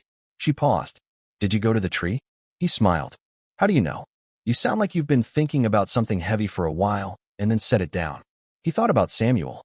Set down rather than carried. "Yeah," he said. "I went." Lily was quiet for a moment. "I've been looking at environmental history programs. There's one at the University of Oregon that focuses on land use and historical ecology." She paused. looking at how land was used and taken and changed. Understanding what the land remembers. What the land remembers. My professor used that phrase. She used it to mean the physical record, the soil composition, the hydrological patterns, the way vegetation grows differently over disturbed ground. But I think it means more than that. I think places hold the things that happened in them in ways that go beyond what we can measure. Marcus thought about the grass around the base of the cottonwood, shorter and denser in a rough oval, growing differently for reasons that were explicable and also felt like something more than explanation. I think that's right, he said. The February hearing was conducted by a 3-person panel of the State Historical Review Board, 2 historians and an attorney, and Marcus presented his portion of the testimony in a conference room in Salem with Douglas and Patricia and James Reed in seats behind him and Renata Cruz beside him and Dr. Osei appearing by video link from the university. Dr. Osei presented the conservation analysis. The documents were authentic to the period, she said, the materials and methods consistent with 1890s production, and the content cohered with other documentary evidence from Harlan County of the same period that she had cross-referenced. The private journal of Henry Dobbs, she said, was a remarkable document, the work of a man who understood that he was recording something that could not be spoken aloud in his time, but that needed to exist in the permanent record. Renata Cruz presented the legal analysis. The fabrication of evidence, she said, was documentable from the intake date discrepancy alone, even without the photographs and the journal. The photographs and the journal corroborated a conspiracy that, had it been known at the time, would have precluded the conviction. The land transfer that followed the conviction was, in her assessment, fraudulent on its face and fraudulent in its execution. Marcus testified about finding the crate. He was brief and exact, the way he was brief and exact in his field reports, because the facts were sufficient and sufficient facts did not need embellishment. Patricia Reed testified about her family. She was measured and precise, as he would have expected from a retired judge, but at one point her voice changed, just slightly, when she described what her grandmother Eleanor had written in her first journal in 1945 about asking her father where his family came from. She read the passage directly from a photocopy of the journal page, which Douglas had provided. She read it clearly, and then paused, and the pause said everything that needed to be said about what it meant to be a woman of 80-some years trying to honor her father's decision to set something down, while also standing in a room to say that what had been set down had never stopped being true. The panel deliberated for 6 weeks. The determination arrived by certified mail on a Tuesday in April, addressed to Marcus at the station house, because he was the record filer, and he stood at the mailbox at the end of the station house driveway and held the envelope for a moment before opening it. He opened it. The language was formal and careful in the way legal language is formal and careful, acknowledging the limitations of historical determination, noting the standard of evidence required, noting the relevant statutes and procedures. He read through the formal language to the substance. The board found that the conviction of Elias Cutter in the matter of the death of Burl Sims, Harlan County, 1897, was achieved through the fabrication of physical evidence and the procurement of false testimony, and that the evidence of this fabrication, preserved in the private journal of court clerk Henry Dobbs and corroborated by photographic documentation, met the board's evidentiary standard for historical record amendment. The conviction of Elias Cutter was to be noted in the state historical record as a wrongful conviction achieved by fraud in the context of a land dispossession scheme. He read it twice. Then he sat down on the front steps of the station house with the letter in his hands and looked at the valley below him in the April morning and felt the particular weight of a thing that has been wrong for a very long time becoming right. He called Douglas Reed. Douglas answered quickly, as though he had been near the phone. Marcus read him the determination. When he finished, there was silence, and then Douglas said, "Okay." His voice was not exactly happy. It was something past the point where happy was the right word, something that recognized the inadequacy of any word for what happens when a wrong is finally named correctly after 127 years. "I'm going to tell my sister," Douglas said. "And James," Marcus said. "Tell them that Elias Cutter's name will be correct in the record from now on. Tell them that anyone who looks will find the truth." Douglas was quiet for a moment. "He planted his own fences," Marcus said. "That's what Darlene Vasquez told me. He refused to sell because he built the fences himself and buried his dog on that land. He understood that some things are worth refusing. He paused. He died refusing. But he was right to refuse. Douglas's voice, when it came, was careful. My kids are going to know this story. Good. It's a story worth knowing. He called Lily next. She was in class and didn't answer, and he left a voicemail that was longer than his voicemails usually were, reading her the key line of the determination, telling her what Douglas had said, and ending with something he hadn't planned to say, but that came out anyway, which was that none of this would have happened without her sitting down in the grass under a cottonwood tree with her notebook and noticing that the ground was funny. She called him back at lunch. Dad, she said. Yeah, you did this. You made me look. She was quiet. Then, do you know what I keep thinking about? What? Henry Dobbs. The clerk. She paused. He knew. He knew the whole time. He documented everything. And he still couldn't say it out loud. Not while Pryce was alive. Not while Orton was alive. Probably not after that either, because by then it had been too long, and he'd let it go on too long. She paused. He buried it instead. That's all he could do. He built the most careful thing he could, the best container he could find, and he put the truth inside it, and sealed it, and buried it where it couldn't be ignored forever. Marcus thought about the oilcloth wrapping, layer after careful layer. The pine pitch pressed into the lid seam. The white oak crate chosen for durability. A man building something to outlast himself because he couldn't face what needed to be faced while he was living, and he couldn't bear to let it disappear. He wanted it found, Marcus said. He wanted it found. That's why he buried it there, under the tree, where anyone looking for the truth of what happened there would eventually have to look. He could have buried it anywhere. He chose that spot deliberately. Yeah, he trusted time, she said. He trusted that eventually someone would come looking. And he built the container well enough that it would still be there when they did. Marcus looked out the window of the station house at the ridge above the valley. April sun on the high country, the last snow retreating, the year turning toward warmth again. He had walked this ground for 11 years, and he would walk it for more, because this was his work, and it was good work, and it had turned out to mean more than he had understood when he started. He trusted time, Marcus said. And it worked. Lily laughed, a small sound real. Yeah, she said. It worked. The land claim took longer than the historical determination. It was, as Renata Cruz had said it would be, complicated, not a matter of returning 40 acres to anyone, but a matter of establishing that the original transfer was fraudulent and pursuing remedies available under the applicable statutes. The current title holders were a timber holding company with no connection to Harlan Pryce, who had acquired the parcel through a chain of subsequent sales that stretched across 4 decades, and Patricia Reed, as the family's legal mind, understood that attacking the current holders was both practically difficult and morally questionable.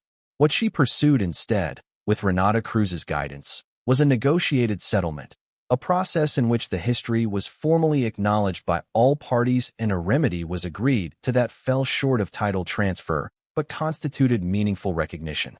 It took 14 months, during which Marcus submitted 2 supplementary affidavits, and Dr. Osei's team produced additional documentation at the attorney's request, and Darlene Vasquez gave a formal recorded statement about her grandmother's correspondence with Clara.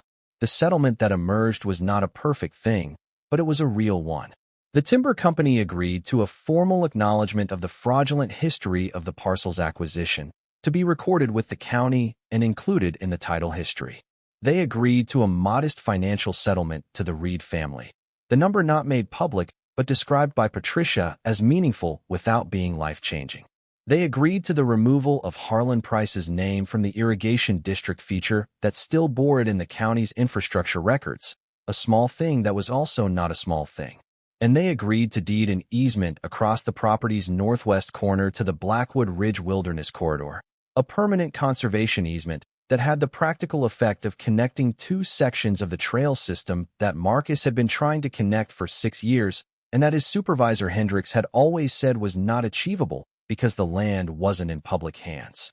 It was in public hands now, in the only sense that mattered for the purpose. And when Marcus walked the new connector trail for the first time in late spring of the following year, the easement signed and recorded, the trail marked and cleared, he stood at the point where the old trail joined the new section and looked back down the drainage toward the hanging tree, visible at the edge of the clearing 300 yards below, and thought about the particular way that one thing connects to another across time, about the chain of it, The way a crate in the ground becomes a letter in a diner becomes a petition in Salem becomes a trail connection in the high country, about how none of it was predictable from any given point in the chain, and all of it was, in retrospect, exactly what was supposed to happen. He heard footsteps on the trail below and turned. Lily was coming up through the trees, her pack on her back, her notebook in her hand, her boots already muddy from the lower trail. She had driven up for the weekend specifically to walk the new connector with him, specifically to see the complete trail for the first time. She stopped beside him and looked where he was looking, down the drainage toward the cottonwood. "You can see it from here," she said. "You can see it from here." She was quiet for a moment. "I've been thinking about the naming," she said. "When the trail gets an official designation, what it should be called. I haven't thought about that yet." Lily looked at him. She had her mother's directness, his daughter, and she used it now. "The Elias Cutter Trail," she said. "That's what it should be called."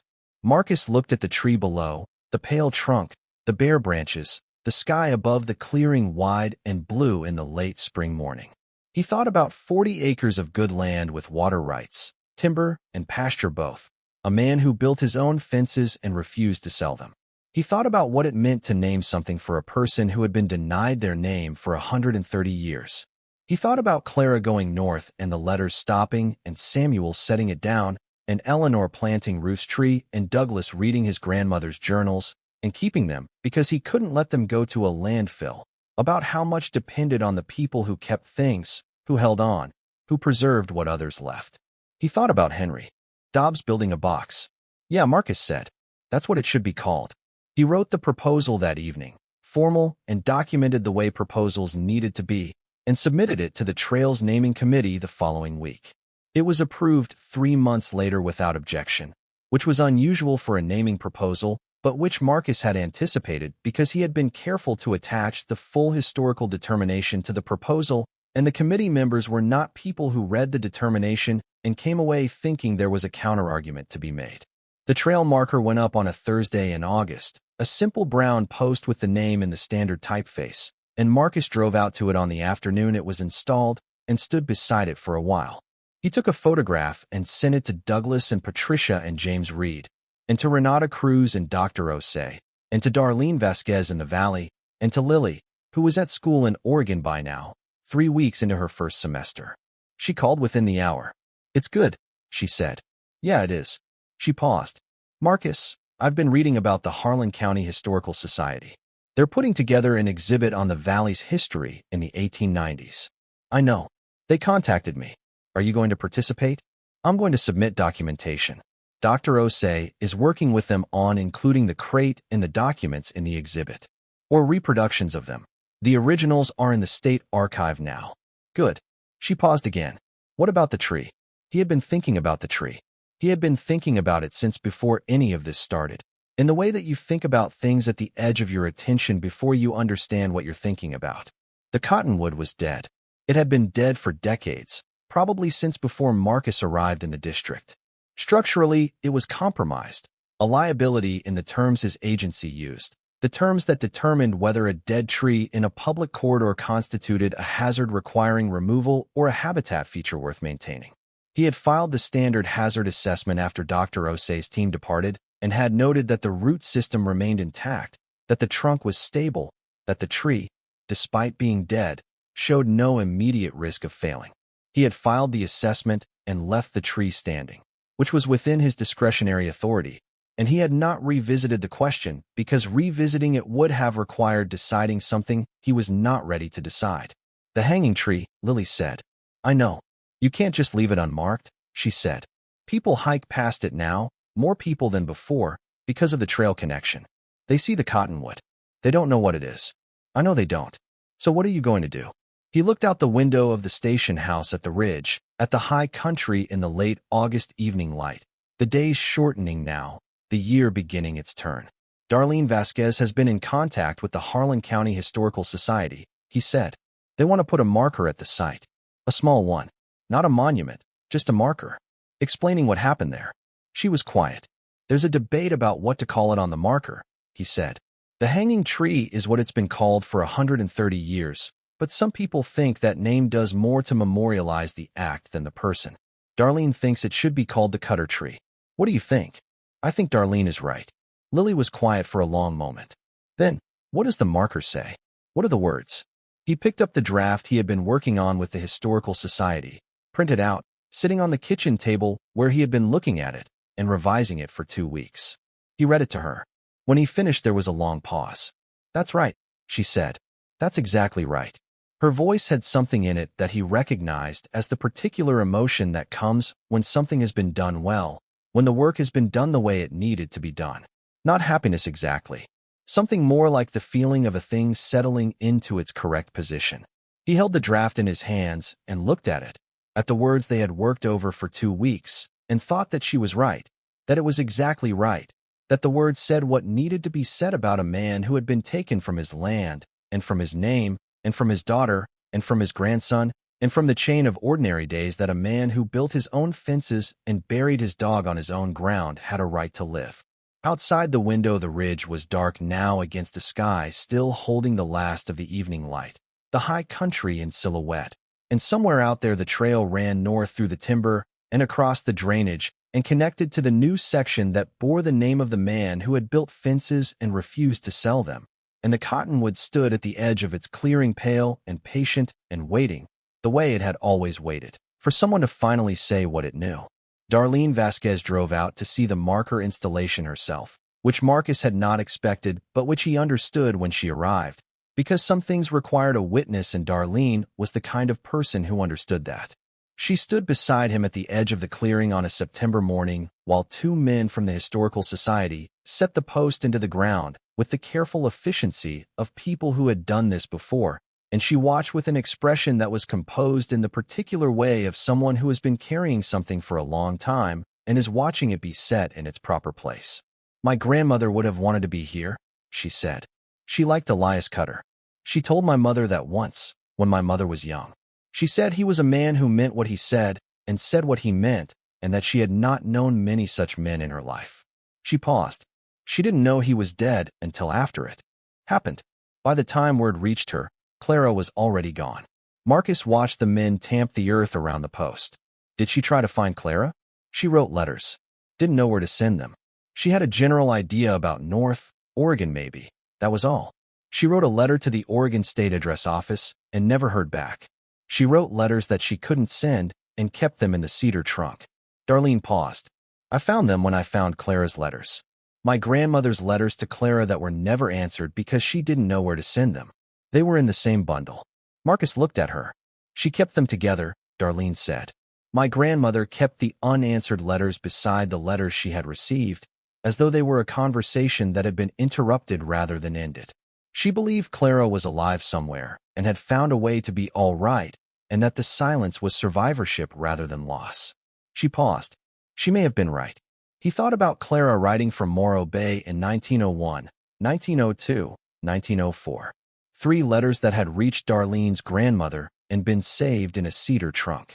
And Darlene's grandmother writing letters back that sat in a bundle for 120 years because the address had been lost somewhere in the space between a valley in Northern California and a coastal town in Oregon.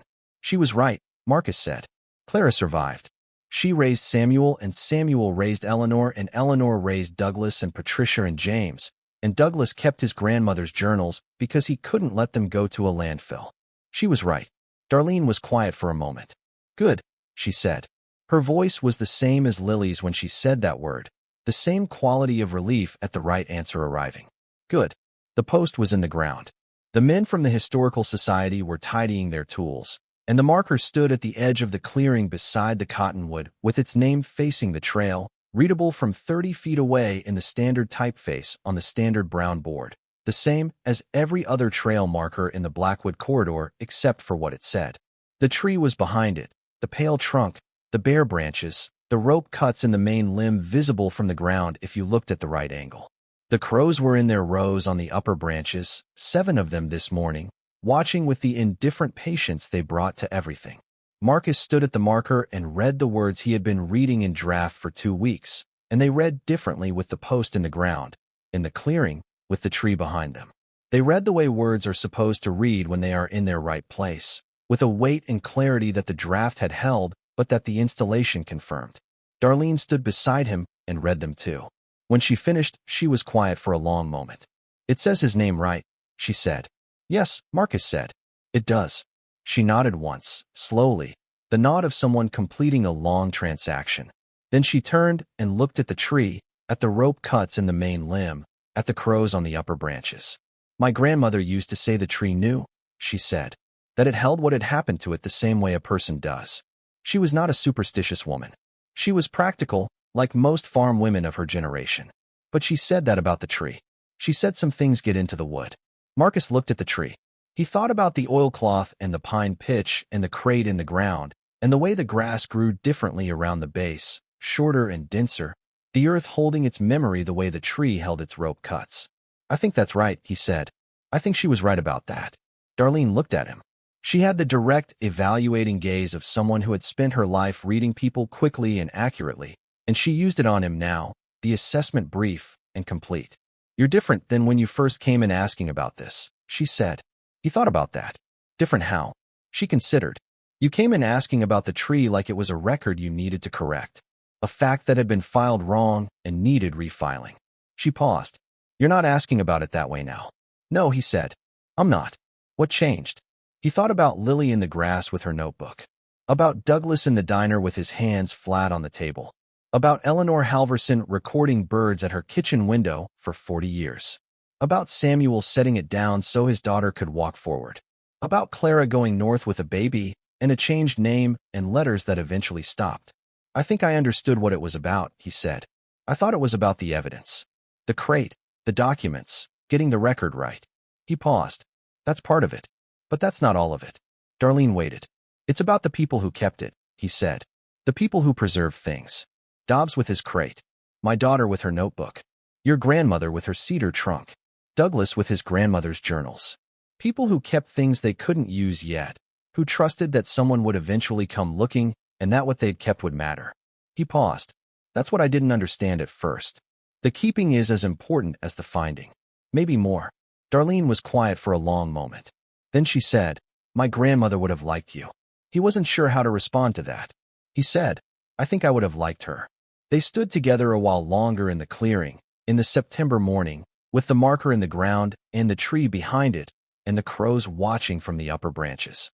The meadow grass moved in a light wind coming down from the high country, the same wind that came down the drainage every morning, indifferent to the particular history of the ground it moved across, working the same way it had always worked regardless of what the ground remembered. Then Darlene said she needed to get back to the store, and Marcus walked her to the trailhead, and the clearing was quiet behind them with the marker standing at its edge, the pale cottonwood behind it, the sky above it wide and blue and ongoing. He went back to his work. The fall counts, the creek gauges, the campfire permits, the annual maintenance report that was due in October, and the equipment inventory that was due in November, and the corridor assessment that was due at year's end. He did his work with the steadiness that had always been his mode, and that meant something different now than it had meant before, not because the work was different, but because he understood it differently. Understood that steadiness applied across long time was its own form of preservation. That the act of showing up day after day and paying attention and recording what was true was not separate from what had happened with the crate and the documents and the reeds, but was the same thing, expressed in a different register. He thought about Elias Cutter building fences. Practical work.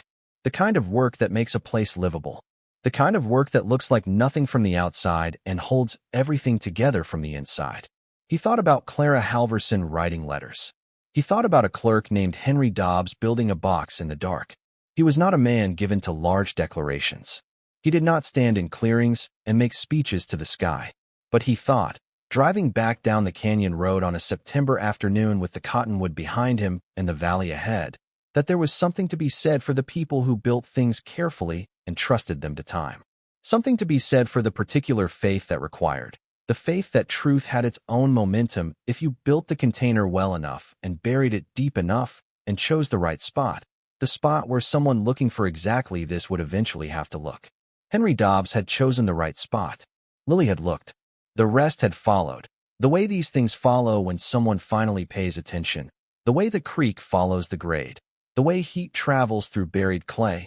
Not quickly, not easily, but with the patience of things that know where they are going. Marcus drove home through the canyon in the September light, and the valley opened below him, wide and ordinary and full of the particular history that ordinary valleys accumulate without anyone paying attention. And he thought that paying attention was the work, had always been the work, was going to keep being the work for as long as he was here to do it. He thought that was enough. He thought that was more than enough. He thought about calling Lily when he got home and telling her about Darlene and the marker and what Darlene had said about her grandmother and the tree, and about how Darlene had said he was different than when he first came asking, and about how he thought she was right about that, and about why. He thought Lily would understand why. He thought she probably already knew.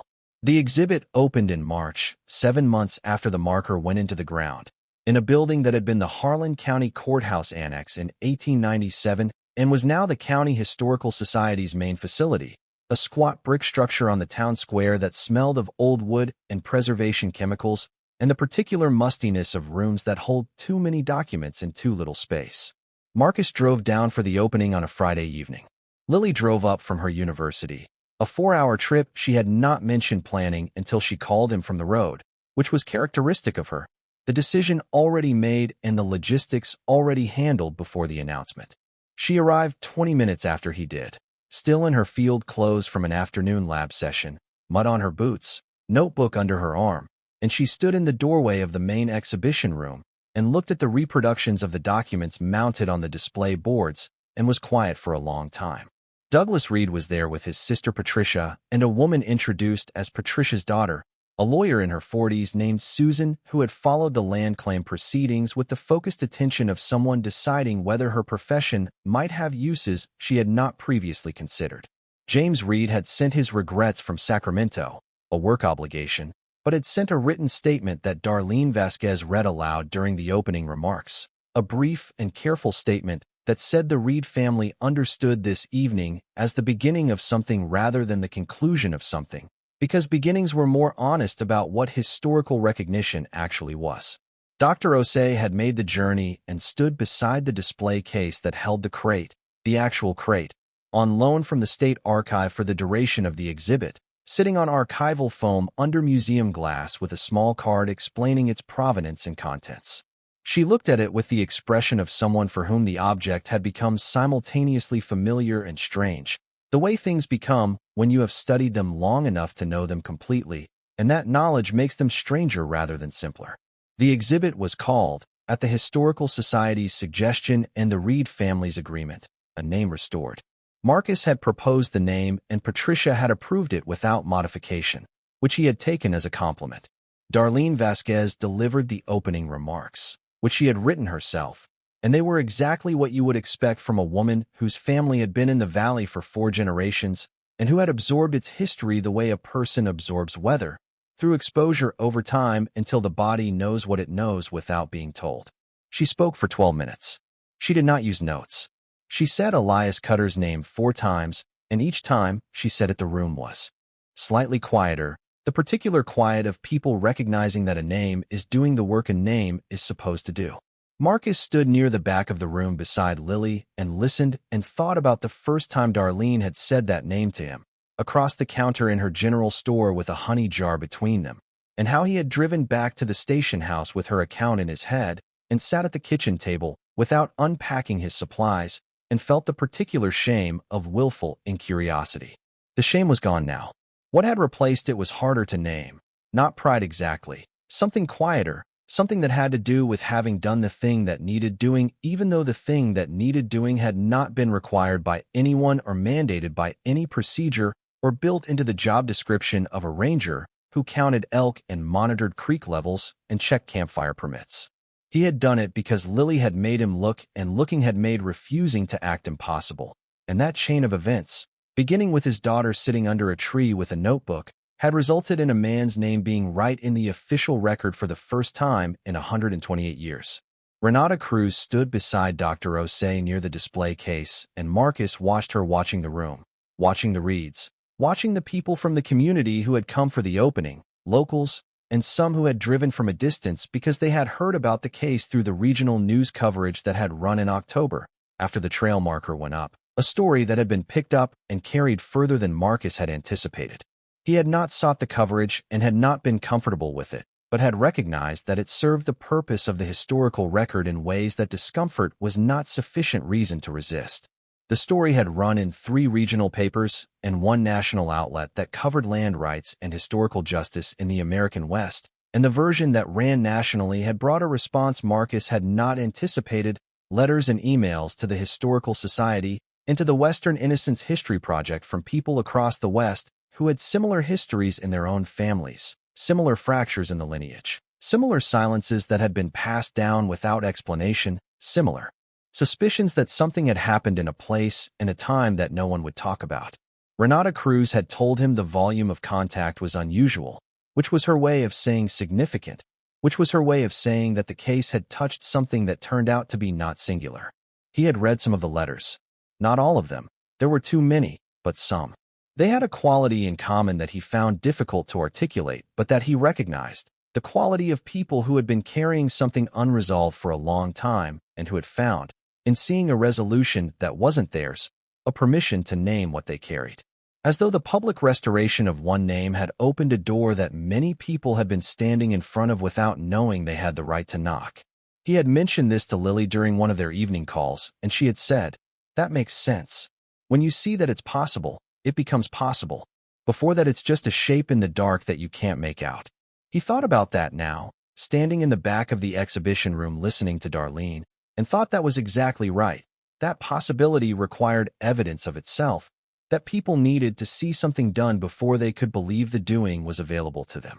After the formal remarks, the room opened into the kind of conversation that happens when people who have come separately to a shared concern find themselves in the same space and realize that their separate concerns are not as separate as they thought. Marcus moved through the room talking to people he knew and some he didn't, answering questions about the discovery with the brevity that served him well, redirecting technical questions to Dr. Osei and legal questions to Patricia Reed and historical questions to Darlene with the efficiency of a man who had learned in the preceding 2 years exactly who knew what and who should be doing what talking. He found himself standing with Douglas Reed at the display case that held the crate, the two of them looking at it through the museum glass, the white oak darkened and hardened, the metal strapping still intact, the lid fitted back in place after the conservation work. A thing that had been in the ground for 127 years and that looked, under the glass, like exactly what it was: something built to endure. "I've been thinking about Henry Dobbs," Douglas said. Marcus looked at him. "I looked him up," Douglas said. "What I could find. He was court clerk in Harlan County from 1891 to 1908. He died in 1912. He had a wife and 2 children. There's a photograph of him in the county archive from 1905 or so." He paused. "He looks like a man carrying something." Marcus thought about that. He supposed they all looked like that. The people who carried things they couldn't set down and couldn't speak aloud. He supposed it made a particular mark. "I've been wondering whether he ever thought anyone would find it," Douglas said. "Whether he really believed someone would come looking, or whether he buried it hoping and suspecting that hope was not enough." Marcus considered this. He thought about what it meant to build the container that carefully, to choose the right wood, to seal it with pine pitch, to wrap the contents in layers of oilcloth, to choose the location with the deliberateness that the location required. That was not the work of a man who believed it would never be found. That was the work of a man who believed it would be found eventually, who had staked everything on. Eventually. "I think he believed it," Marcus said. "I think he had to believe it. Otherwise the work of building it would have been unbearable." Douglas was quiet. Then, he didn't know it would take this long. No, he couldn't have known that. 127 years. He died in 1912, and it wasn't found until last year. He spent his whole life with that knowledge, and it wasn't found until 60 years after his death. Marcus looked at the crate through the glass. Whatever Dobbs had felt about his choice, whatever he had thought in the years between the burial and his death in 1912, it was past recovering. What remained was the crate and the documents inside it, and the precision with which he had built it and sealed it and placed it, and the fact that it had been exactly where it needed to be when someone finally came looking. "He did it right," Marcus said. Whatever doubt he had, whatever he was carrying, he did the work right. Douglas looked at the crate for a long moment. "Yes," he said. "He did." Lily appeared at Marcus's elbow, as she often did, having finished a conversation somewhere else in the room and arrived without announcement. She looked at the crate through the glass with the same focused attention she had given the rope cuts in the cottonwood's main limb 2 years before, the particular look she had when she was filing something. She said to Douglas, "Have you been to the tree?" Douglas looked at her. "Not yet." He paused. "I've thought about it." "You should go," she said. "Not as an obligation. Just because it's where it started for his family. Where everything started." She looked at the crate. "Dobbs buried this there because it was already the place. Because what happened to your great-great-grandfather happened there, under that tree, and so that was where the truth belonged." Douglas was quiet. "When you go," Lily said, "I'd like to go with you. If that's all right." He looked at her, this 19-year-old who had sat down in the grass under a cottonwood with a notebook and noticed that the ground was funny, and he said, "I'd like that." Yes.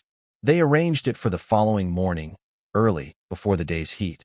The four of them, Marcus and Lily and Douglas and Patricia, who said she would not be left out of this, and said it with the firmness of a retired judge who was accustomed to that firmness achieving results.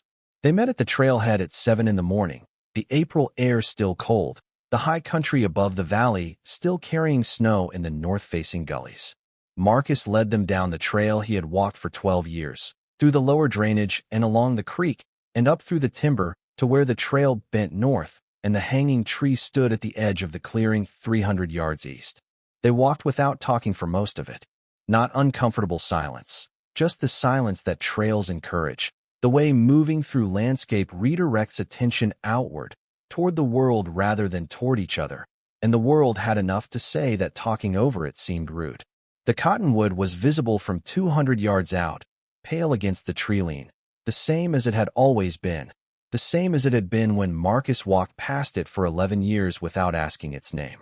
The marker post was beside it, the brown board with the white lettering readable from 50 yards, and as they came closer Marcus watched Douglas and Patricia read the words and watched their faces do the thing that faces do when words are exactly right in the place they occupy. They stopped at the edge of the clearing. The crows were there, 6 of them this time, in their rows on the upper branches. They watched the 4 humans with their standard indifference, which was to say with the attention of creatures that found humans interesting in the same general way they found everything interesting, which was not personal. The marker said what it said. Marcus had read it so many times in draft and in installation that he could have recited it without looking, but he read it again now, standing at the edge of the clearing with Douglas and Patricia Reed beside him, because it read differently every time, or he did, which amounted to the same thing. Patricia Reed read it, and was quiet for a long time.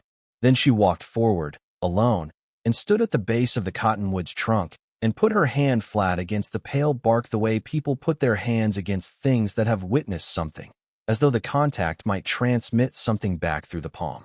She stood like that for a long moment. Douglas stood where he was and looked at the tree and at his sister at the base of the trunk, and Marcus looked at him and thought about Samuel Halverson setting it down so his daughter could walk forward, and thought that Douglas's daughter or Patricia's children might stand in this clearing someday with their own children and tell this story the way Darlene Vasquez told stories, matter-of-factly, with the authority of someone who had absorbed it through proximity rather than study, and that the telling would be different because the story would be complete, would have an ending that the telling could reach instead of trailing off into silence. Lily stood beside Marcus and said nothing. She was looking at the ground around the base of the tree, at the grass that still grew differently in its rough oval, shorter and denser, the earth's memory of the disturbance that had been made and filled. "The ground still knows," she said quietly. "Yes," Marcus said. "It does." Patricia came back from the tree and stood with her brother, and there was something in both their faces that was the same, the particular expression of people who have completed something long deferred, not happiness exactly, something more structural than that, something like the look of a room after it has been set in order after a long disorder, the look of things that have found their right place. Douglas said, "My mother would have wanted to be here." "Your grandmother, too," Marcus said. Douglas nodded. "And Samuel." He paused. "Even Samuel, who set it down. I think he would have wanted to know it was found. That someone came looking and found it."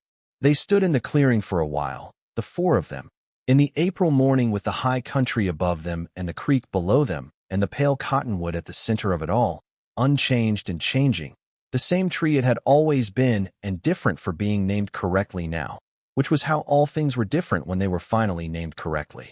Then Lily said she wanted to sit for a few minutes, and she sat at the base of the trunk with her notebook open on her knee, in the same posture she had been in when Marcus found her 2 years before on a July morning, and she began to write.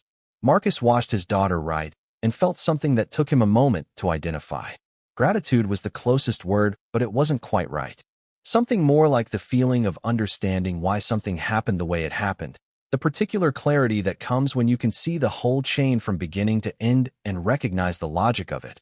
Not fate exactly, not design exactly, but the coherent sense of one thing following from another in a way that could not have been predicted from any single point, and that was, in retrospect, exact. He thought about 12 years of walking past a tree without asking its name, and how that was ending differently than it would have if Lily had not come that summer, if she had not talked to Darlene Vasquez, if she had not gone back to the tree a second time and noticed the ground, if she had not come home and said, simply, the ground is funny. He thought about how much depended on people who noticed things and said them out loud without embellishment, who trusted that a plain observation made to the right person at the right moment was sufficient. His daughter was that kind of person. He was trying to become that kind of person. He thought he was getting closer. The drive back to the station house that afternoon was quiet in the way the walk down had been quiet, the landscape doing its work on the attention, the high country moving past the windows of the truck with the indifferent beauty of places that have no opinion about whether you understand them or not. Lily was in the passenger seat with her notebook closed on her knee and her eyes on the canyon walls.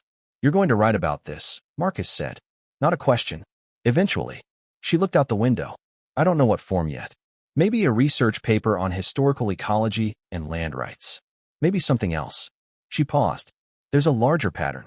The way land was taken from people in the 1880s and 1890s in this region, the mechanisms, the legal structures that enabled it, the erasure of the records. Elias Cutter is one instance of a pattern." She looked at him. Henry Dobbs preserved one instance of that pattern. But there are others. He had thought about this.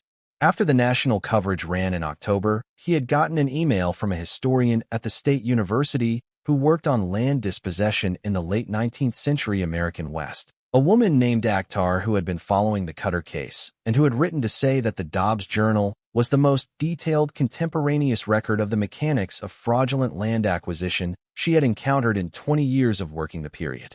She had asked if she could access the conservation records. He had put her in contact with Dr. Osei.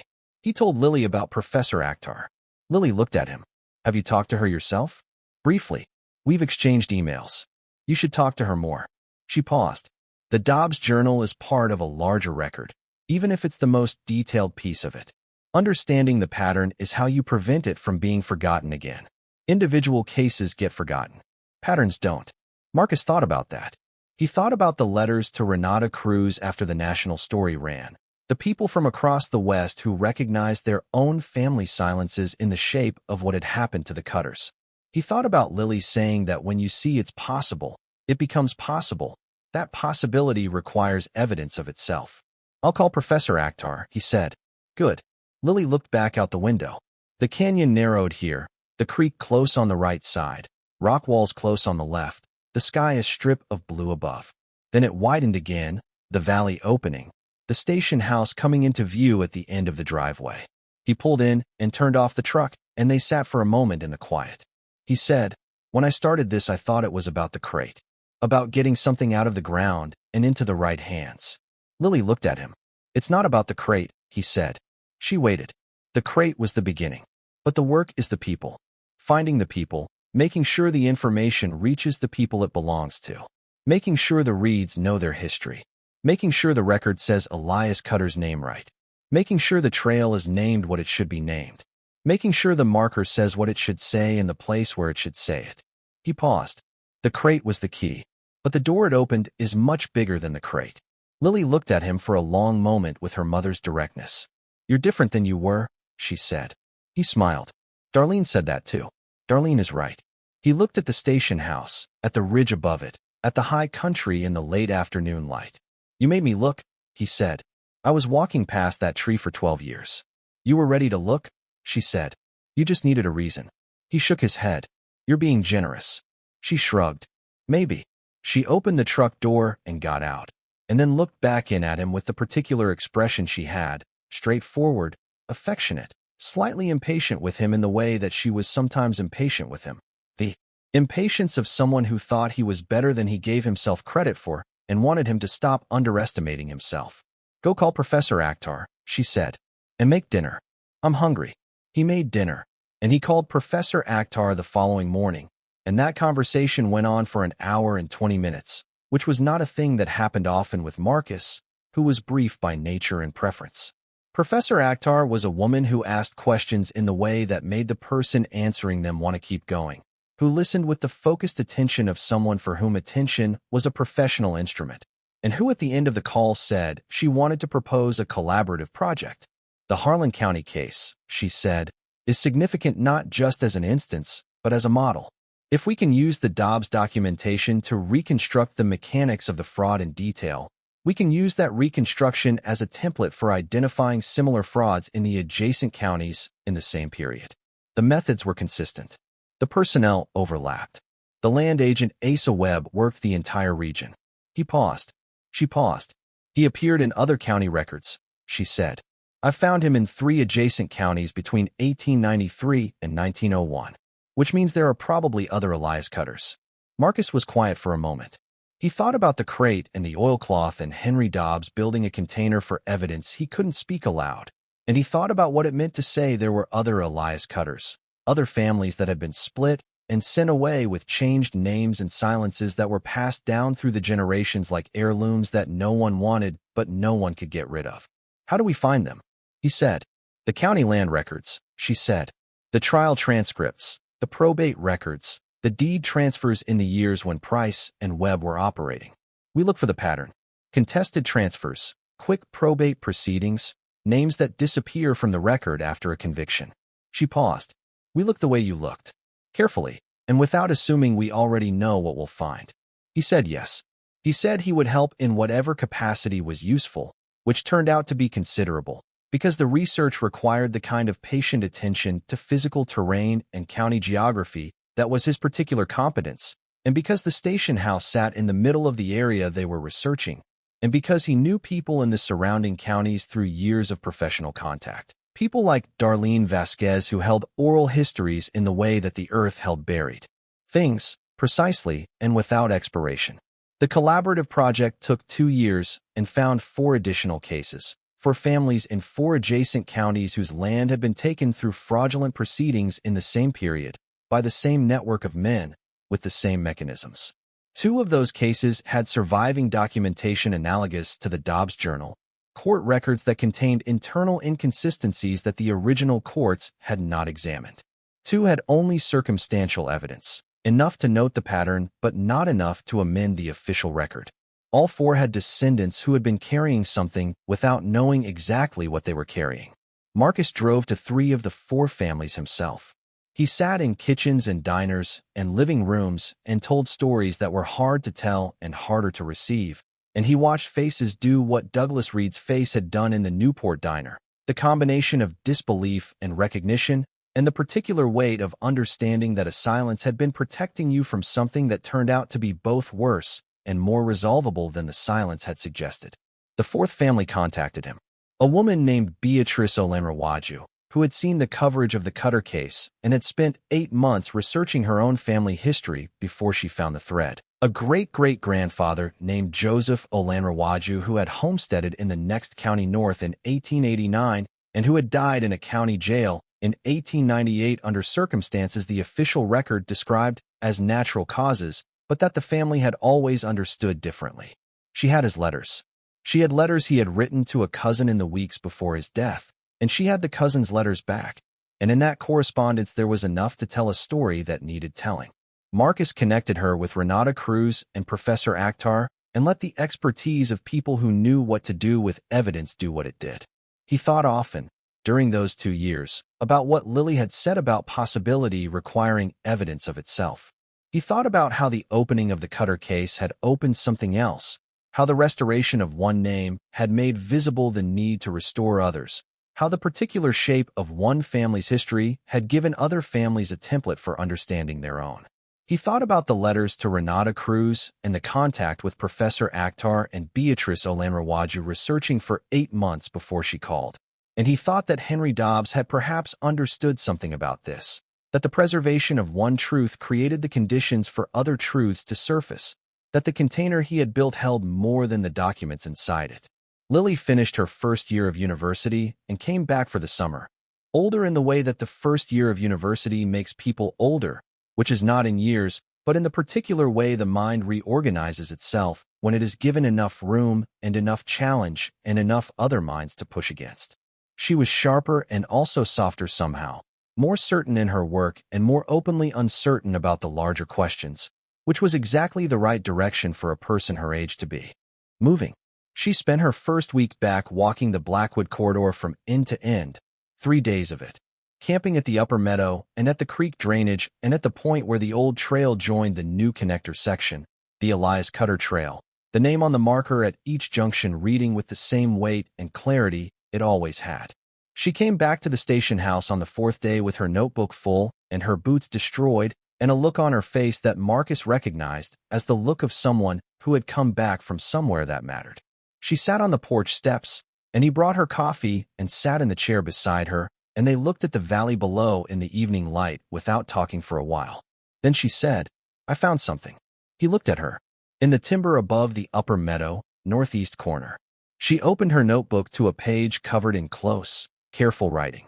There's a cleared area, not recent, probably mid-century or earlier, that looks like it might have been a homestead site. Stone foundation remnants. An old orchard, for apple trees, still producing, seriously overgrown. The soil disturbed in a regular pattern consistent with cultivation. Marcus frowned. That area should be documented in the district survey. It's not in the survey, she said. Or if it is, it's recorded as natural clearing without further notation. She looked at him. Someone lived there. Someone cleared that land and planted those apple trees and built a foundation. And at some point they left or were made to leave, and whoever came after didn't document who had been there. He looked at her notebook, at her careful notes, at the sketched map she had made of the site with measurements and compass bearings. He thought about Henry Dobbs building a container for evidence he couldn't speak aloud. He thought about Clara going north with a baby and a changed name. He thought about 4 additional cases in 4 adjacent counties and Beatrice Olamrawaja researching for 8 months before she called. He thought about Lily saying, "When you see it's possible, it becomes possible. The ground still holds things," she said. "We just have to keep looking." He reached for her notebook. "Let me see the map." She handed it to him, and he looked at her sketch, at the careful measurements and the compass bearings and the notes about the apple trees and the stone foundation, and he thought that they were starting something, which was both a familiar feeling and not familiar at all. The feeling of a beginning that you recognize as a beginning only because you have been to the end of something similar and learned what the beginning looked like from that vantage. He thought about 12 years of walking past a tree without asking its name. He thought about a girl sitting in the grass with a notebook. He thought about the crows in their rows on the upper branches, watching with the indifferent patience of creatures that had been there long before the questions started and would be there long after. The valley below was going gold in the evening light, the creek catching the last of the sun, the ridge above in shadow, the whole long span of it ordinary and full of what it held. Marcus looked at Lily's map and started asking questions. The work continued the way good work continues, not dramatically, not in a single direction, but spreading outward from the original point of contact the way water spreads from a stone dropped in still water, each ring larger than the last, each one moving further from the center, but still connected to it, still carrying the energy of what had been dropped and where it had fallen. Professor Akhtar published the collaborative research in a journal that Marcus did not read regularly, but that Lily sent him a copy of, flagging the sections where his name appeared in the acknowledgments, and the publication brought more contact, more people who had recognized their family silences in the shape of what had been documented, more threads to follow. He followed what he could, referred the rest to people better equipped to follow them, and kept doing his regular work in the corridor between the contacts. The County Historical Society made the exhibit permanent, which Marcus had not anticipated but which Darlene Vasquez had predicted with the confidence of someone who knew how communities processed their own histories. The crate was returned to the State Archive after the loan period ended, but a full-scale reproduction was made and installed in its place, and the display case held it with the same care the original had received, which was appropriate, because a reproduction of a thing can carry the truth of the thing if it is made precisely enough and placed in the right context. Douglas Reed visited twice more in the year that followed, once with his daughter and once with his brother James, and both times he walked the Elias Cutter trail to the cottonwood and stood at the marker and read the words and spent time at the base of the trunk the way Patricia had stood there at the opening, with his hand against the bark. He brought the compass that his grandmother Eleanor had kept on her windowsill beside the bird journal, a small brass compass with a crack in the crystal, and he hung it from a low branch of the cottonwood on his second visit. Marcus found it there on his rounds the following week and left it where it was. It was still there the last time he walked past, turning slowly in the wind off the high country, the needle inside finding north the way it had always found it, indifferent to the crack in the crystal, pointing the direction it had always pointed, which was not sentimental, but was the most useful thing a compass could be. Marcus Cole turned 42 that year, which was the age Elias Cutter had been when he was hanged under the cottonwood in October 1897, and he noted the coincidence without assigning it meaning, because he was not a man who assigned meaning to coincidences. But he noted it, which was its own form of acknowledgement, the kind that doesn't require language, the kind that happens in the part of a person that keeps track of things without being asked to. He walked the trail on his birthday, alone, in the October morning that was the same kind of morning it had been when Elias Cutter died, cold and clear, the high country in its autumn colors above the valley, the creek running full from the early rains.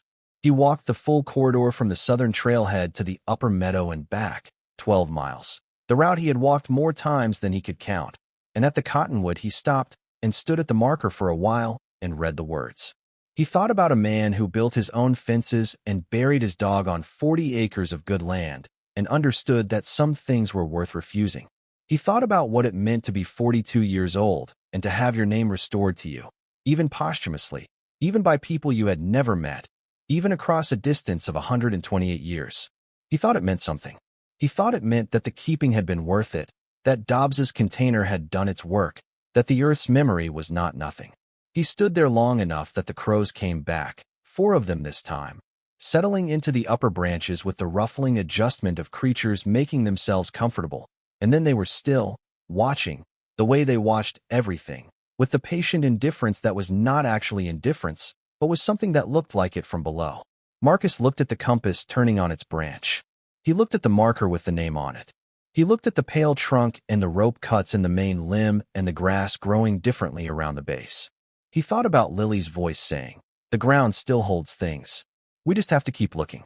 He put his hand against the bark, the way Patricia had done, the way Douglas had done, and the bark was cold and dry under his palm and felt like nothing except bark, and also like everything it had witnessed, which was a great deal, and the two things were not contradictory.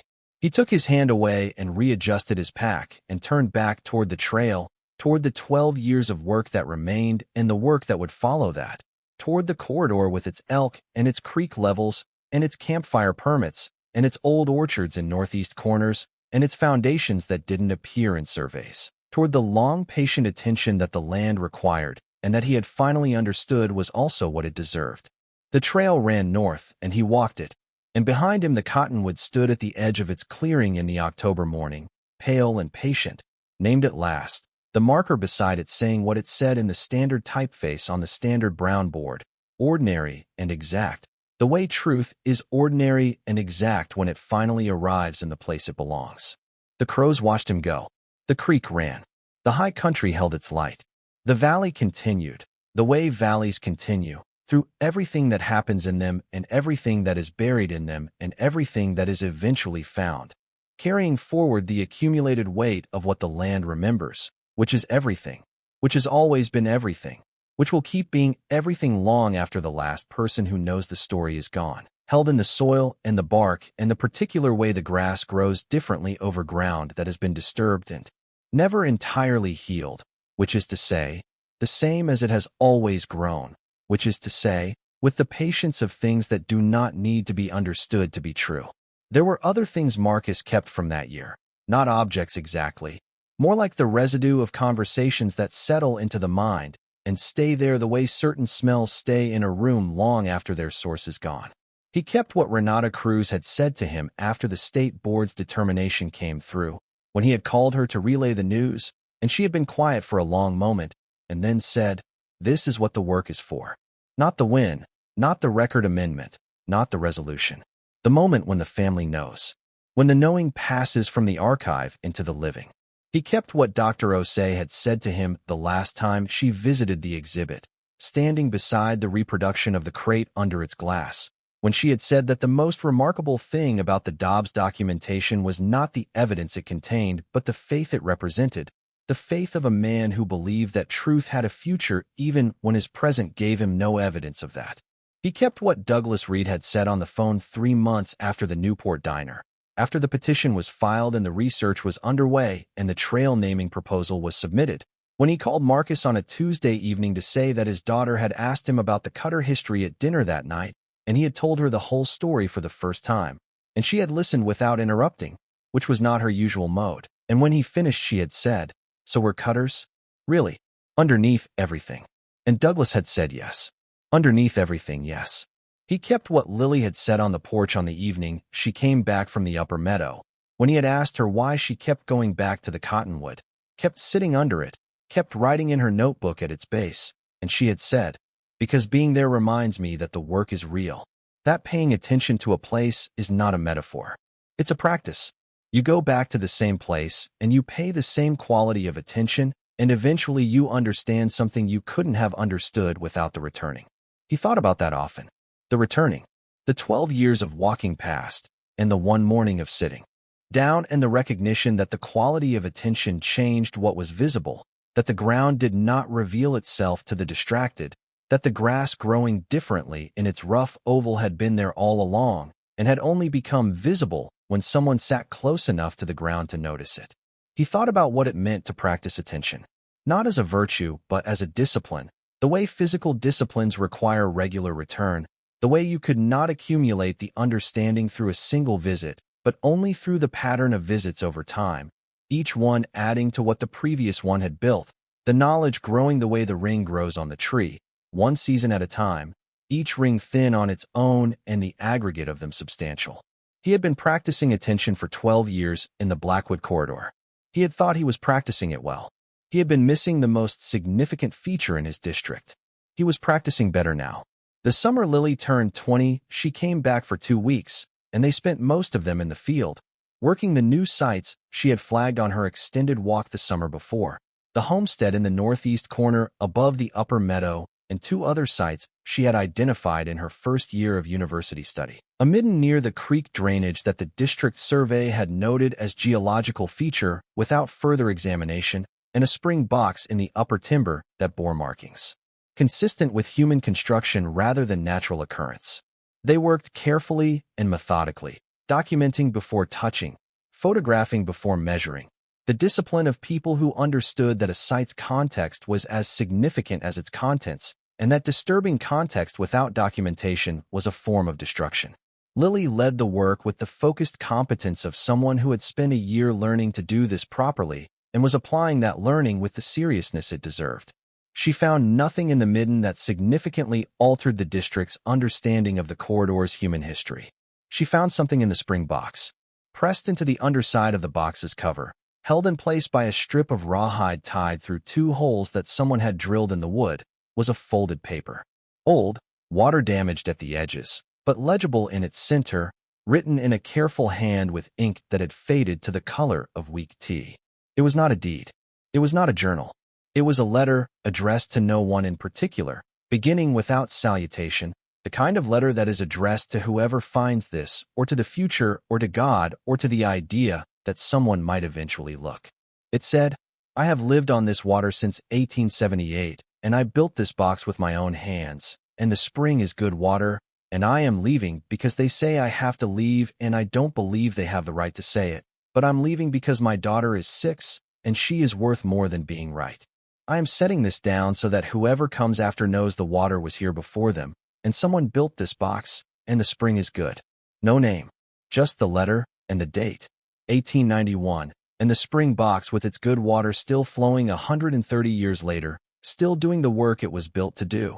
The wood of the box darkened and swollen with moisture, but intact, the rawhide dried but holding, the letter inside it preserved by the particular luck of dry wood over wet stone. Marcus and Lily read it together, kneeling beside the spring box in the upper timber in the July afternoon light, and when they finished neither of them said anything for a while. Then Lily said, "A daughter. 6 years old," Marcus said. 1891. She sat down rather than carried, Lily said quietly. The exact words. She wrote the letter and left it in the box and took her daughter and went, and she said she was setting it down, and she meant the grievance, and she also meant the letter itself. She set it down in the wood and trusted the wood. He looked at the letter in his hands. He looked at the spring water moving over the lip of the box with the steady indifference of water that has been moving in the same direction for 150 years and intends to keep moving in that direction regardless of what the people above it decide about each other.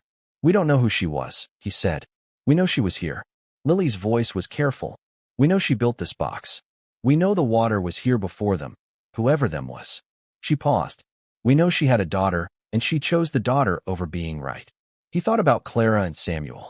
He thought about the particular courage of choosing a living child over a dead grievance, of setting down what you cannot carry without setting down the person who needs you to keep walking. "We'll document it," he said. "File it with the Cultural Resources Office. See what the county records show for this section in the 1880s. "Yes." Lily looked at the letter. "And we'll tell people she was here." "Yes. We'll tell people she was here." He filed the documentation the following week, and the research took 3 months and found a partial record. A land claim filed in 1879 in the name of a woman identified in the county ledger only as Mrs. A. Corrigan, which was how women were frequently recorded in the period, the husband's initial and surname, the woman herself reduced to a marital status, and a man's name. The claim had been disputed in 1890, and the dispute had been resolved in 1891 in favor of a timber company, which was consistent with the letter's date and content, and which told a story that was familiar in its shape, if not in its particulars. Mrs. A. Corrigan, who had built a spring box with her own hands and lived on good water since 1878, and left a letter in the box when she left because her daughter was 6 and worth more than being right. They did not find her daughter. They did not find what happened to Mrs. A. Corrigan after 1891, or where she went, or whether the daughter survived into adulthood. The record did not preserve those things. But the letter was preserved, and the spring box, and the water that had been running over the lip of the box since before Marcus was born, since before his father was born, since the woman who built it had knelt beside this spring in the upper timber and understood that water did not require anyone's permission to be good. Marcus added the spring box to his regular patrol route. He visited it on his rounds every 2 weeks, noting the water level and the condition of the box and the state of the surrounding timber, and each time he noted it, he also noted, in his field log, the name he had given it after the documentation was filed, which was the Corrigan Spring, because a spring without a name was just water and a spring with a name was a piece of history. And the difference between those two things was the difference between forgetting and remembering, which was the difference between the past and the future. It was a small thing. It was also not a small thing. It was the kind of thing that the work consisted of, day after day, the patient accumulation of named things in the ledger of what had happened here, the slow building of a record that told the truth about who had been where, and what they had built, and what had been taken from them, and what they had set down when they had to choose between the thing and the person, between being right and being here. He thought Elias Cutter would have understood that choice. He thought Clara understood it. He thought Mrs. A. Corrigan had understood it the morning she pressed her letter into the underside of her spring box lid and tied the rawhide through the drilled holes and left, with her 6-year-old daughter beside her, into whatever came next. He thought Henry Dobbs had understood it differently, had made a different choice, had been unable to leave and unable to speak, and had built his container and buried it under the tree that held what he could not say, and had spent his life from 1897 to 1912 carrying the weight of what he knew, and had died with it, and had trusted the earth. The earth had held it. Marcus held it now, all of it, the whole complicated accumulation of it, not as a burden, but as the work, as the thing that the years of patient attention had been building toward without his knowing it, as the reason that 12 years of walking the same ground had a meaning beyond the walking. He thought that was enough. He thought it was more than enough. He walked his district in the October light, and the valley held the late season with the particular beauty of things that have reached the end of their yearly cycle and are ready to turn. The aspens gold in the canyon, the creek running with the first real rains, the high country cooling toward what it would become in November, and he walked through it with the attention it deserved. The full weight of his attention applied to everything the land held. The visible and the not yet visible, the documented and the not yet found, the named and the still waiting for their names. Somewhere in the timber above the upper meadow, in a northeast corner that didn't appear in any survey, for apple trees that someone had planted and tended and abandoned were carrying their fruit through another October, indifferent to whether anyone came to pick them, doing what they had always done, which was to bear what they bore and let it fall when it was ready and trust the ground to hold the seeds against the following spring. The ground held. It always held. Marcus walked on. Stories like this remind us that starting over is terrifying, but it is always possible. If you or someone you love is facing a total reset right now, whether from a divorce, a loss, or a financial disaster, you need a plan. Scan the QR code on your screen or click the link below to get the Phoenix Blueprint for just $17. It gives you the exact steps you need to take in the first 48 hours and a 90-day plan to get your independence back. Thank you for watching.